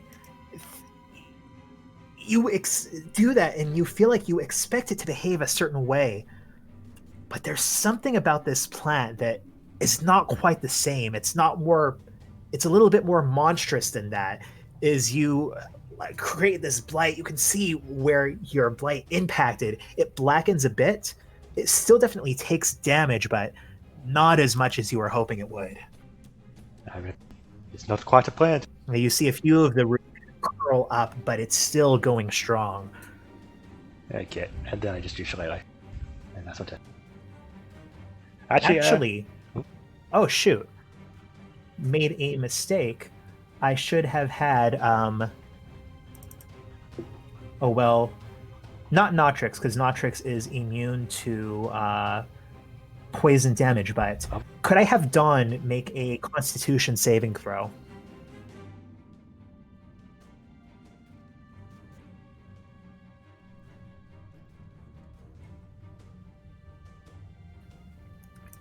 Yeah, Dawn, as you back up, I'm not going to take away what you've already done, but that stench, it kind of overwhelms you, and you feel yourself in a daze. So, Dawn, until the end of your next turn, you're going to be incapacitated. Oh, sorry, I was muted. Okay. All right. With that, Logie, what are you doing? Okay, I actually marked it off on the map in advance. Moving over here, so that I am within 15 feet range of both the zombie and the... Wait, is it still on the roof? It is still on the roof. And as you move there, Logie, But you feel its stench almost starting to overpower you. I need you to make a Constitution saving throw. So a 15-foot cone. Will that hit both? Because a cone is 3-dimensional, right? Well, before you do that, make a Constitution saving throw for me, Logie. You stumble towards it. Would like... As you do, you feel yourself just getting ill. And you just have to stop, put your hands on your knees. You feel like you can barely raise your musket. So for this turn, and it'll automatically end on the next time, but for this turn, you are incapacitated. Oof. All right. Team Psychic, could I have both of you guys make Constitution saving throws? God. Oh, shit, guys. That are 2 failures. And you, with these, you can see Nia, this zombie right next to you. It is just radiating this horrific, sickly energy. You feel like you're about to hurl. Alcana, you look at the one in front of you, the same thing. You can barely do anything. And you see this weird brown kind of... You're not sure what happens, but it seems like you can see a couple more leaves grow off of those weird tentacle-like roots. It seems like it's getting slightly stronger. And that is when it is going to, with advantage, I think it's going to make all 3 of its strikes against you, Nia. Oof. All right, so the first 2 of those hit. Go ahead and make me 2 Constitution saving throws, Nia. Ooh.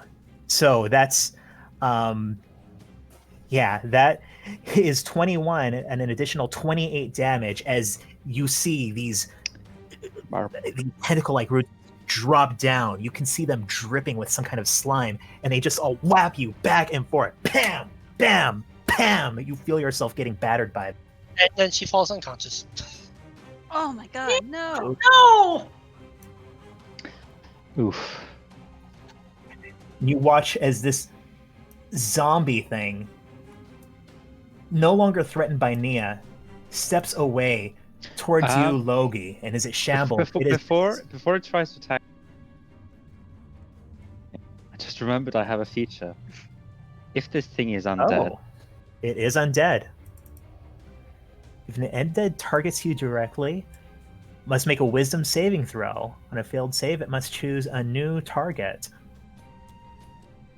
All right, let me make a Wisdom saving throw because I think that applies even if you're incapacitated. Yeah. That is a failure. So it takes one step towards you. This feature, I'm so happy.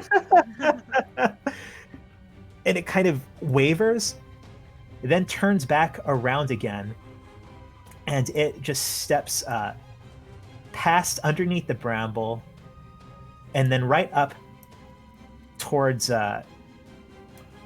I think it sees Alcana, easy mark, both of these zombies, Alcana, are going to just try to slam into you.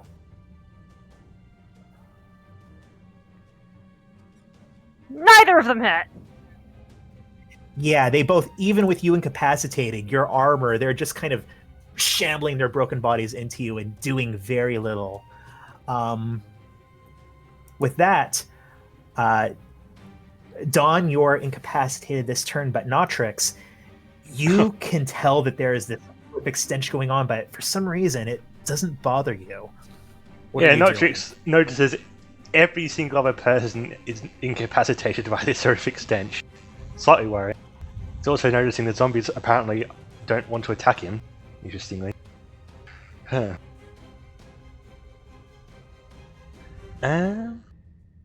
Let's see.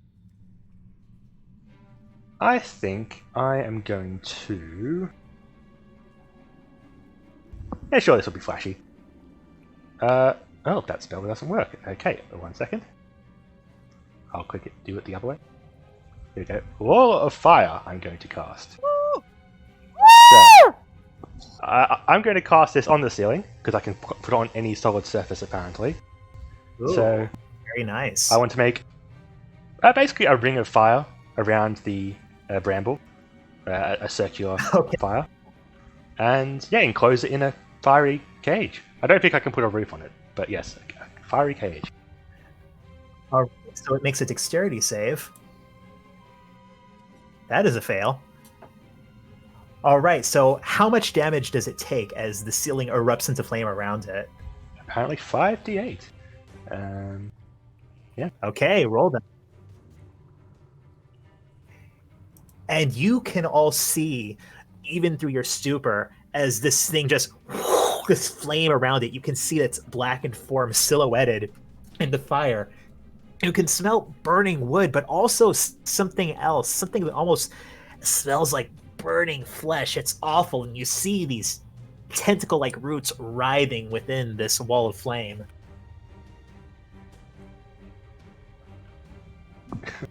And, Hell yeah! Well, I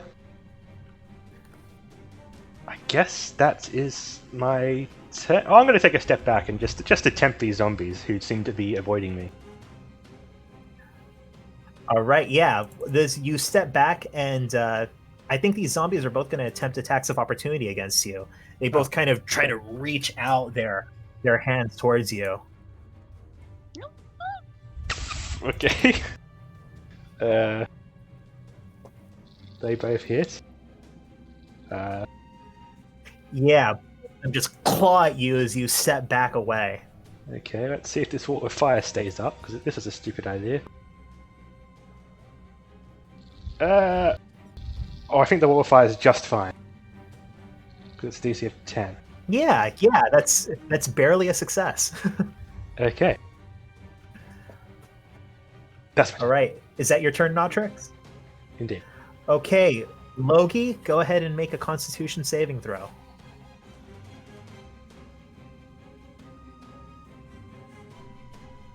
You can still smell this horrible thing, but you feel like you are have enough of your wits about you that you can still function. You manage to get your bearings. Okay, so how high up is this thing? It is the ceiling is about 15 feet high, and this thing, it seems a bit more squat but spread out, so the top of it is about 10 feet above the floor. Okay, so Burning Hands is a cone 15 feet from myself. Am That'll I hit close? it. Yeah, okay. I'm doing a Burning Hands on the thingy, and hang on. Okay, do those burning hands. Burn up those hands. Does it make a save? Hang on, how do I... It's a dexterity saving throw. Dexterity save. All right. This thing is thick. Okay, never mind. It's not. Oh, wow. Half as much on a successful one. So, 8 or 7? 7. Do you Yeah. round up or down? 7. Okay. Yeah, it sort of flattens itself against the ceiling as you create this cone of burning hands. It still takes a little bit of it. You might witness a few leaves singe, but then as that dissipates, it kind of loops itself back into shape. Okay, and then I'm going to use all my movement to get away from this thing so I stop being sick. All right. There Yeah, we you go. run further down the hall. And with that, Team Psychic, both of you guys make Constitution saves for me, please. Don't you mean death save? Oh, shoot. Yeah, death save on that end. And That'd be the +2. what's that? I accidentally I don't had know the if it's +2 applies to a death It save. does. It's a, Yeah, so that's it does, one it's a fail. saving throw. I've read that it does. does. Oh crap! I I'm not should sure. probably go and help Nia instead of standing back here and shooting. But yeah, Alcana, you managed to just barely shake off this illness that's been plaguing you, and you can open your eyes, watering even as they are over this horrific stench, and see these 2 zombies in front of you and this horrific mass of writhing roots on the floor, on the outlined by flame around them. Okay. Do I save Nia or do I try attacking the things? Because there's a turn between this thing and Don, you being able to do your thing. Yeah. It's possible I might not succeed my con save, so. Alright then. Let's go ahead and give 15 points of lay on hands to Nia and then get the F out of there. There you go. Yeah, you lay your hands on Nia, feel that warmth below it, and Nia, you kind of blink awake, still with this horrific stench around you. Actually, since now you're awake, Nia, now I'd say you can make that Constitution saving throw to see if you can function and get up, or if you're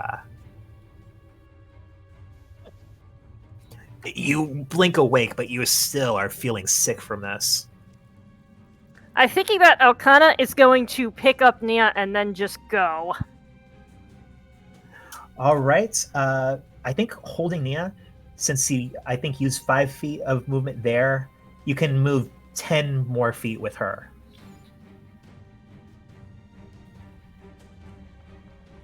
Yeah, to right there and dragging Nia with you. Getting out of... Yeah, you drag her away, feeling like you've made some distance between yourself and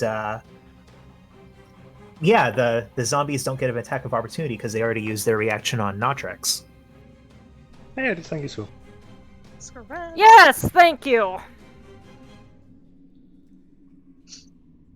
All right, and with that, it's back to the bramble. No. It kind of glorps something within itself. Oh no, not more. Again, you glorping. see a few more leaves grow on it.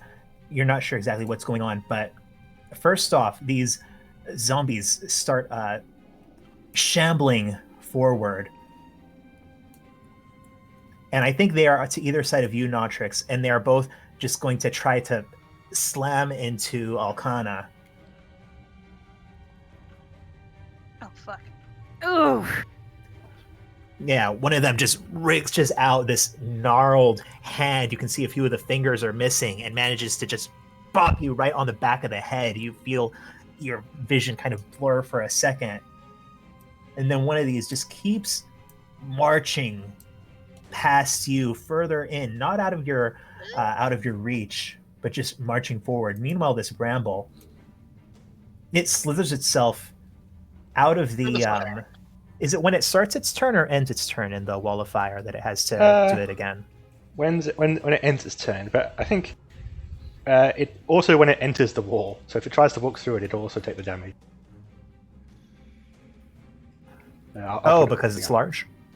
Yeah. No, it just says when it ends its turn within 5 feet of the wall, it takes a damage, or it also takes the same damage when it enters the wall for the first time on a turn, or ends its turn there. So It's going, not entering the wall because it was already in there. So it I kind mean, of pulls itself out of this fire. You can see these charred bits along its form. But as it crawls itself along the ceiling, it's going to go ahead and reach out its tentacles. I think it's going to swipe one towards Dawn, one towards Nia, and one towards Alcana. So this first one is towards Dawn. Next one's towards Nia. Next one for Alcana. And just all three of you feel these things, these horrific, cold, slimy bits, bam, slap you against your heads. And yeah, Alcana and Dawn make Constitution saving throws. 2. Please. Yep, sorry, for 20's weak. Come on, And bro. Dawn, you take an additional 14 poison damage from this as it just, you can feel the venom seep through into your skin. Ow! Ow! Oof. But that is its turn. Notrix. Okay. And Dawn, make another Constitution save. Please. Fucking. And Dawn, you just catching the scent, you are dazed. All you can do is clutch your mouth and keep yourself from hurling. Okay. Do any of us have nose plugs or anything? I have a good I idea. don't think we do. Well, Spend a turn jamming something up your nose. it escaped my fire, so I can't. It doesn't appear I can move that. Oh, you can't move it? No, I thought it would be trapped there longer. That's okay. Let's see. That's why I'm happy to think. 'Cause I thought it was going to stay there. Let's see.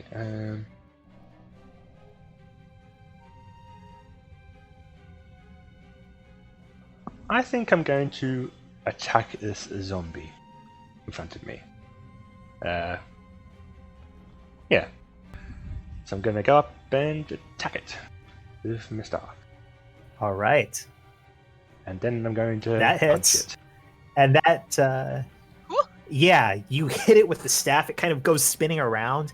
And as you punch it, you just feel your fist go all the way through. It is, it's not a great scene. But you pull it back, and it just kind of stumbles and bam, falls down. Go back does to not your seem like rest, it's your getting abomination of back up. nature. Oh, balance.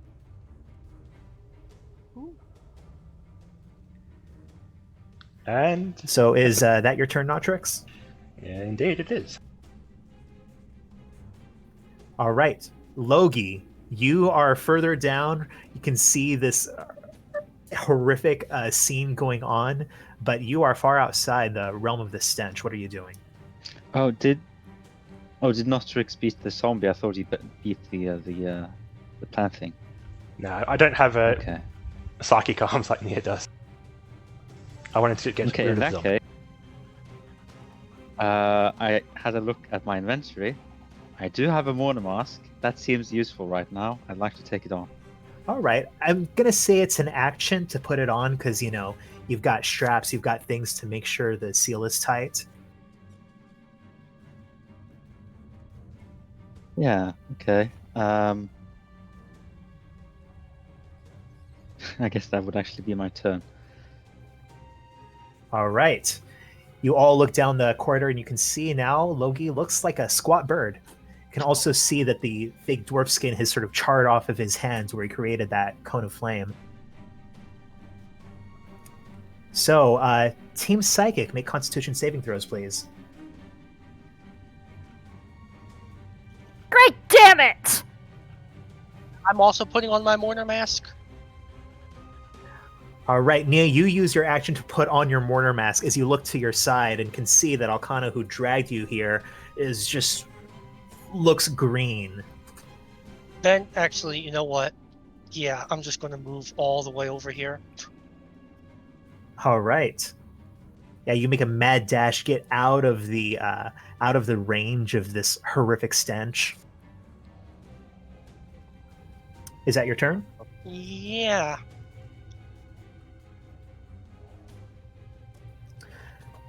So, you all look. You can see this this bramble kind of swell again, and kind of, and this another wet mass drops out of it onto the ground. And as it stands up, you can see another zombie. This one goes shambling up towards you, Dawn, and it is going to go ahead and just try to slam into this little fairy. No. It hit. Meanwhile, this other one, seeing you incapacitated, is just going to bring its arm around and try to bash it into your head, Alkan. But it just hits your arm or kind of bounces off. You can hear something faintly crack inside of it, but it seems like whatever force is keeping this alive does not care too much about broken limbs. Meanwhile, this bramble, it pulls itself closer along the ceiling, and it is going to do one tentacle at Dawn, and I think two of them at Alkana. Shit, bro. First at Dawn, and two at Alkana. Both of those miss. Yeah, Alkana, great. You see as they just kind of, you can see the trails of some kind of slime just left on your armor, but they pull back, not doing anything. Dawn, however, you are spinning, can barely keep yourself aloft. Make a Constitution saving throw. And you take another 14 points of still not enough. Another 14 points of poison damage. Damn it. Okay. With that, Dawn, go ahead and make another con save to see if you are still conscious. Or not conscious, but are active. You are still dazed from this scent all around you. Notrix, what are you doing? Man, let's see. I think I am going... Well, here's a question. Is it possible to cast Tidal Wave on the ceiling, or is that unfeasible? Could I make it appear up there and wash over the thing?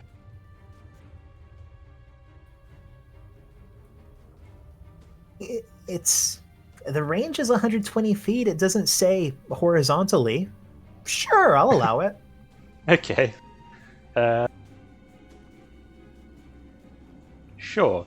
Yeah, I'm going to cause a tidal wave to wash over the creature on the ceiling. So yeah, I guess water just apparates from the air of the creature and washes over it, attempting to, well, push it off the ceiling. Because if it takes fails a dexterity save, it gets knocked prone apparently. Oh dang, that's true. All right, let me make a dex save for it. Wow, it's a 1. And you watch as this water evaporates on the ceiling around it, and you see for a second two figures in the water clawing through it, looking like they are desperate before it washes over the bramble. It takes how much damage? 14 damage, and you watch as it just is dislodged and plops wetly to the ground in front of all of you. Nice one.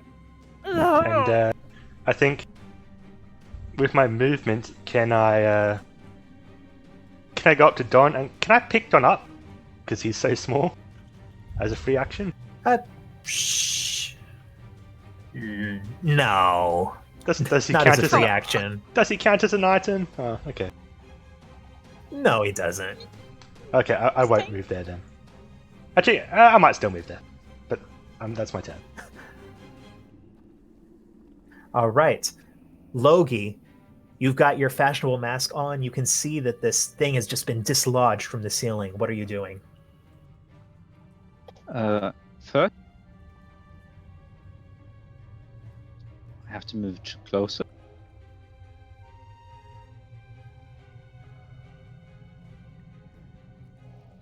Because I don't want to be at a disadvantage. And so I am going to fire twice. Bam, bam. Okay.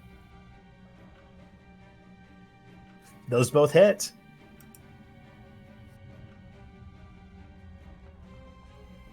Yeah, 2 quick blasts. Boom, boom. You can see like one of these large tentacles is just completely blasted off. You see flecks of slimy wood go flying. This thing is starting to look rough. Starting to. Don't worry, I got it. All right, is that your turn, Logie? Z. All right, Team Psychic, I'll kind of go ahead and make a con save. Frick! You just waver there, dazed. Nia, what are you doing? So you see that Nia. Well, actually, you probably can't see under the mourner mask, can you? You can't see her face. If you could see her face, you would liken it to a shark smelling blood in the water. How's that sound? There you go. So she runs up right over top of this dead zombie whatever. And she's just gonna, oh, you know the drill by now. Yeah, we do.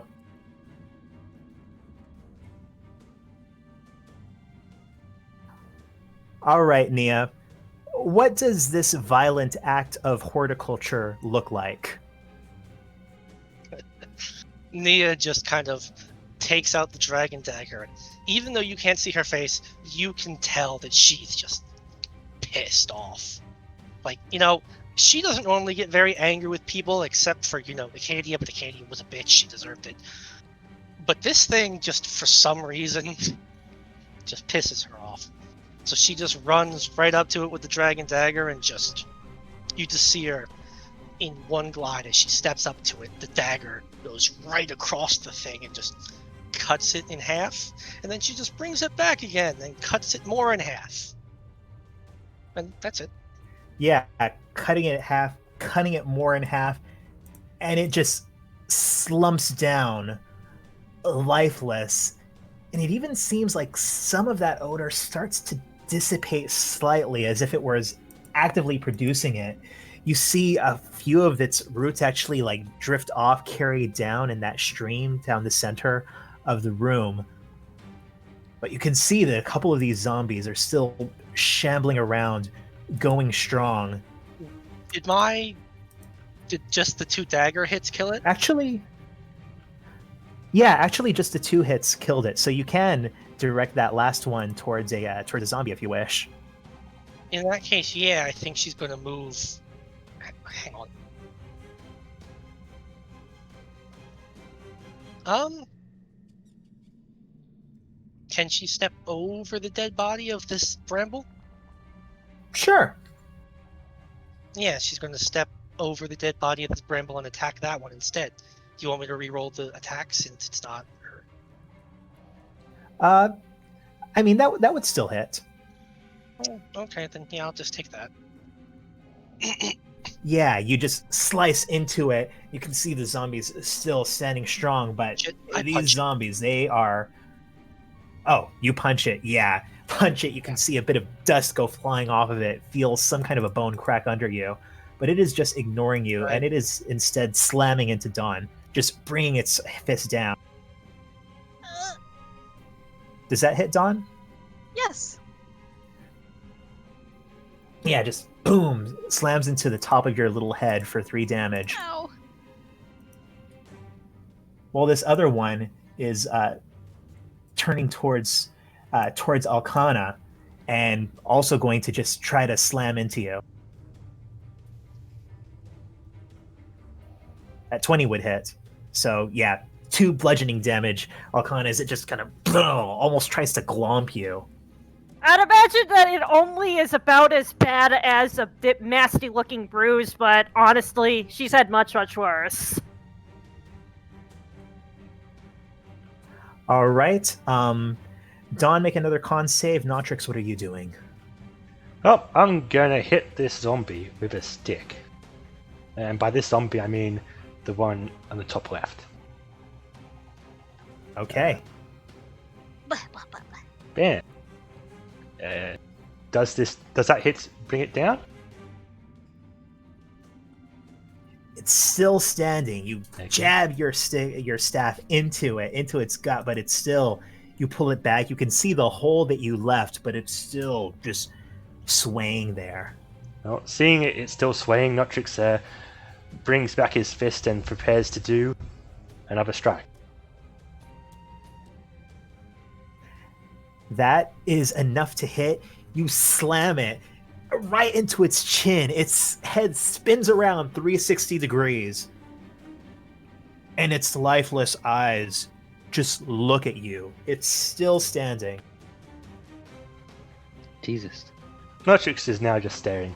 We're just having a staring contest now, apparently. Unless we can. All right. Roll into me. Logie, what are you doing? Okay, I have a clear shot on this zombie. I'd say you or have a zombie? clear shot on both of them. Oh yeah, because the thingy's out of the way. But I'll shoot that one near Arcana first. All right. That's enough.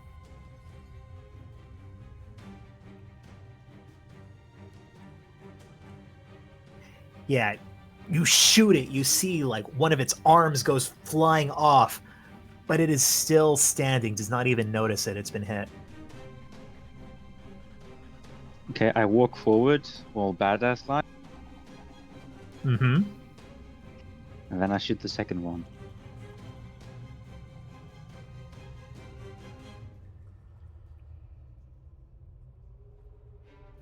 All right, yeah, that hits.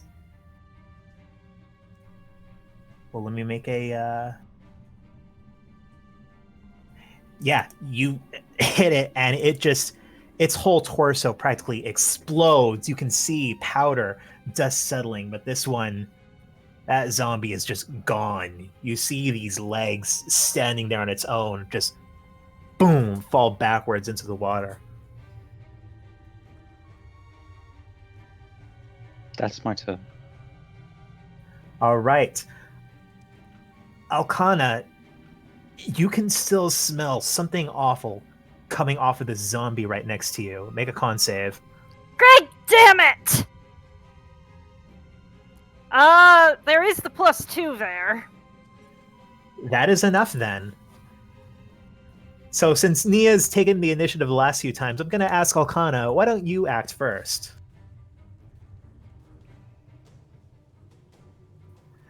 Both towards this zombie? Yeah, what else is she gonna hit? One of her teammates? No! And what does it look like as you just tear this zombie down? She probably is just a little bit frustrated over the smell and just sort of gives a couple of clean swipes around the general area of the head with a nice decapitation.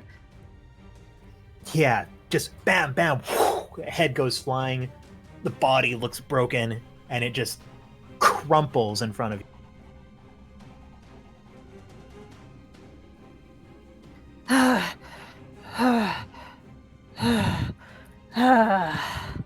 You're okay there, Alcana? Yeah. You seem a bit angry. It's... sorry, I just... You guys all look like It's you were okay, we being a dealt bit with it. affected by whatever that was. Yes, it smelled awful! You didn't smell that at all? I guess it doesn't have the same effect on me. It still smelled bad. Don is like still coughing on Ah. the ground. Yeah, Logie just has his mask on and is like, It was pretty bad. Yeah, I would say so. Well, Seems you had some foresight to be prepared for something like this. Actually, I just forgot to get rid of it. Well, I suppose that's one way to do it. and I only had fire spells How because did of all that the get ice up down there. here? That is Well, a good I question. suppose that's one reason to be prepared. I might have a look at it to see if I can figure out anything based on my knowledge of these things. Yeah, is Don like still coughing, or is he like is the effect worn off now that it's dead? Yeah, it wears off now. Yeah. What the hell is that thing doing down here? It's similar to, well, the one we saw. One of the mobile ones. Yeah. Was it a previous attempt gone awry, perhaps? Or has one of the other smaller ones evolved somehow? And escaped. But yeah, what do you think it's doing all the way up here in the cold? What are you doing down here? You hear this voice echoing down the cavern, this voice that sounds crackly, gravelly, that sounds more like a bark, that does not sound human. And you see at the far end, just walking very quickly, decidedly towards you, the tall armored figure of Mr. Mudd. What are you doing? Here out, get away from that thing! Hey, relax, buddy, it's dead. No, it's not! And as you turn back, Dawn, you can see that suddenly this tentacle-like root is rising out of the icy water, swinging around, that looks, if anything, even more robust than the last one. You see another one snaking across the ground, grasping up one of the bodies in the alcoves on the side and pulling it back towards itself. Get away from there, damn it! Oh, okay. Yeah, done. Run, you fools! Down goes. Well, And you we're see running. this thing start rising up, if anything, even taller than before. And Mudd breaks into a sprint. You see it winging one gauntleted fist up, fiddling with his helmet before seeming to get frustrated and just ripping the faceplate off. And as this bramble rears up again, he gets into a crouch and just you see this column of air, of frost, of ice come out from the front of this helmet before you look back and see that this bramble is frozen solid. Oh, Quickly! I will hold it for an hour at most. And as you look Oh, back God, it's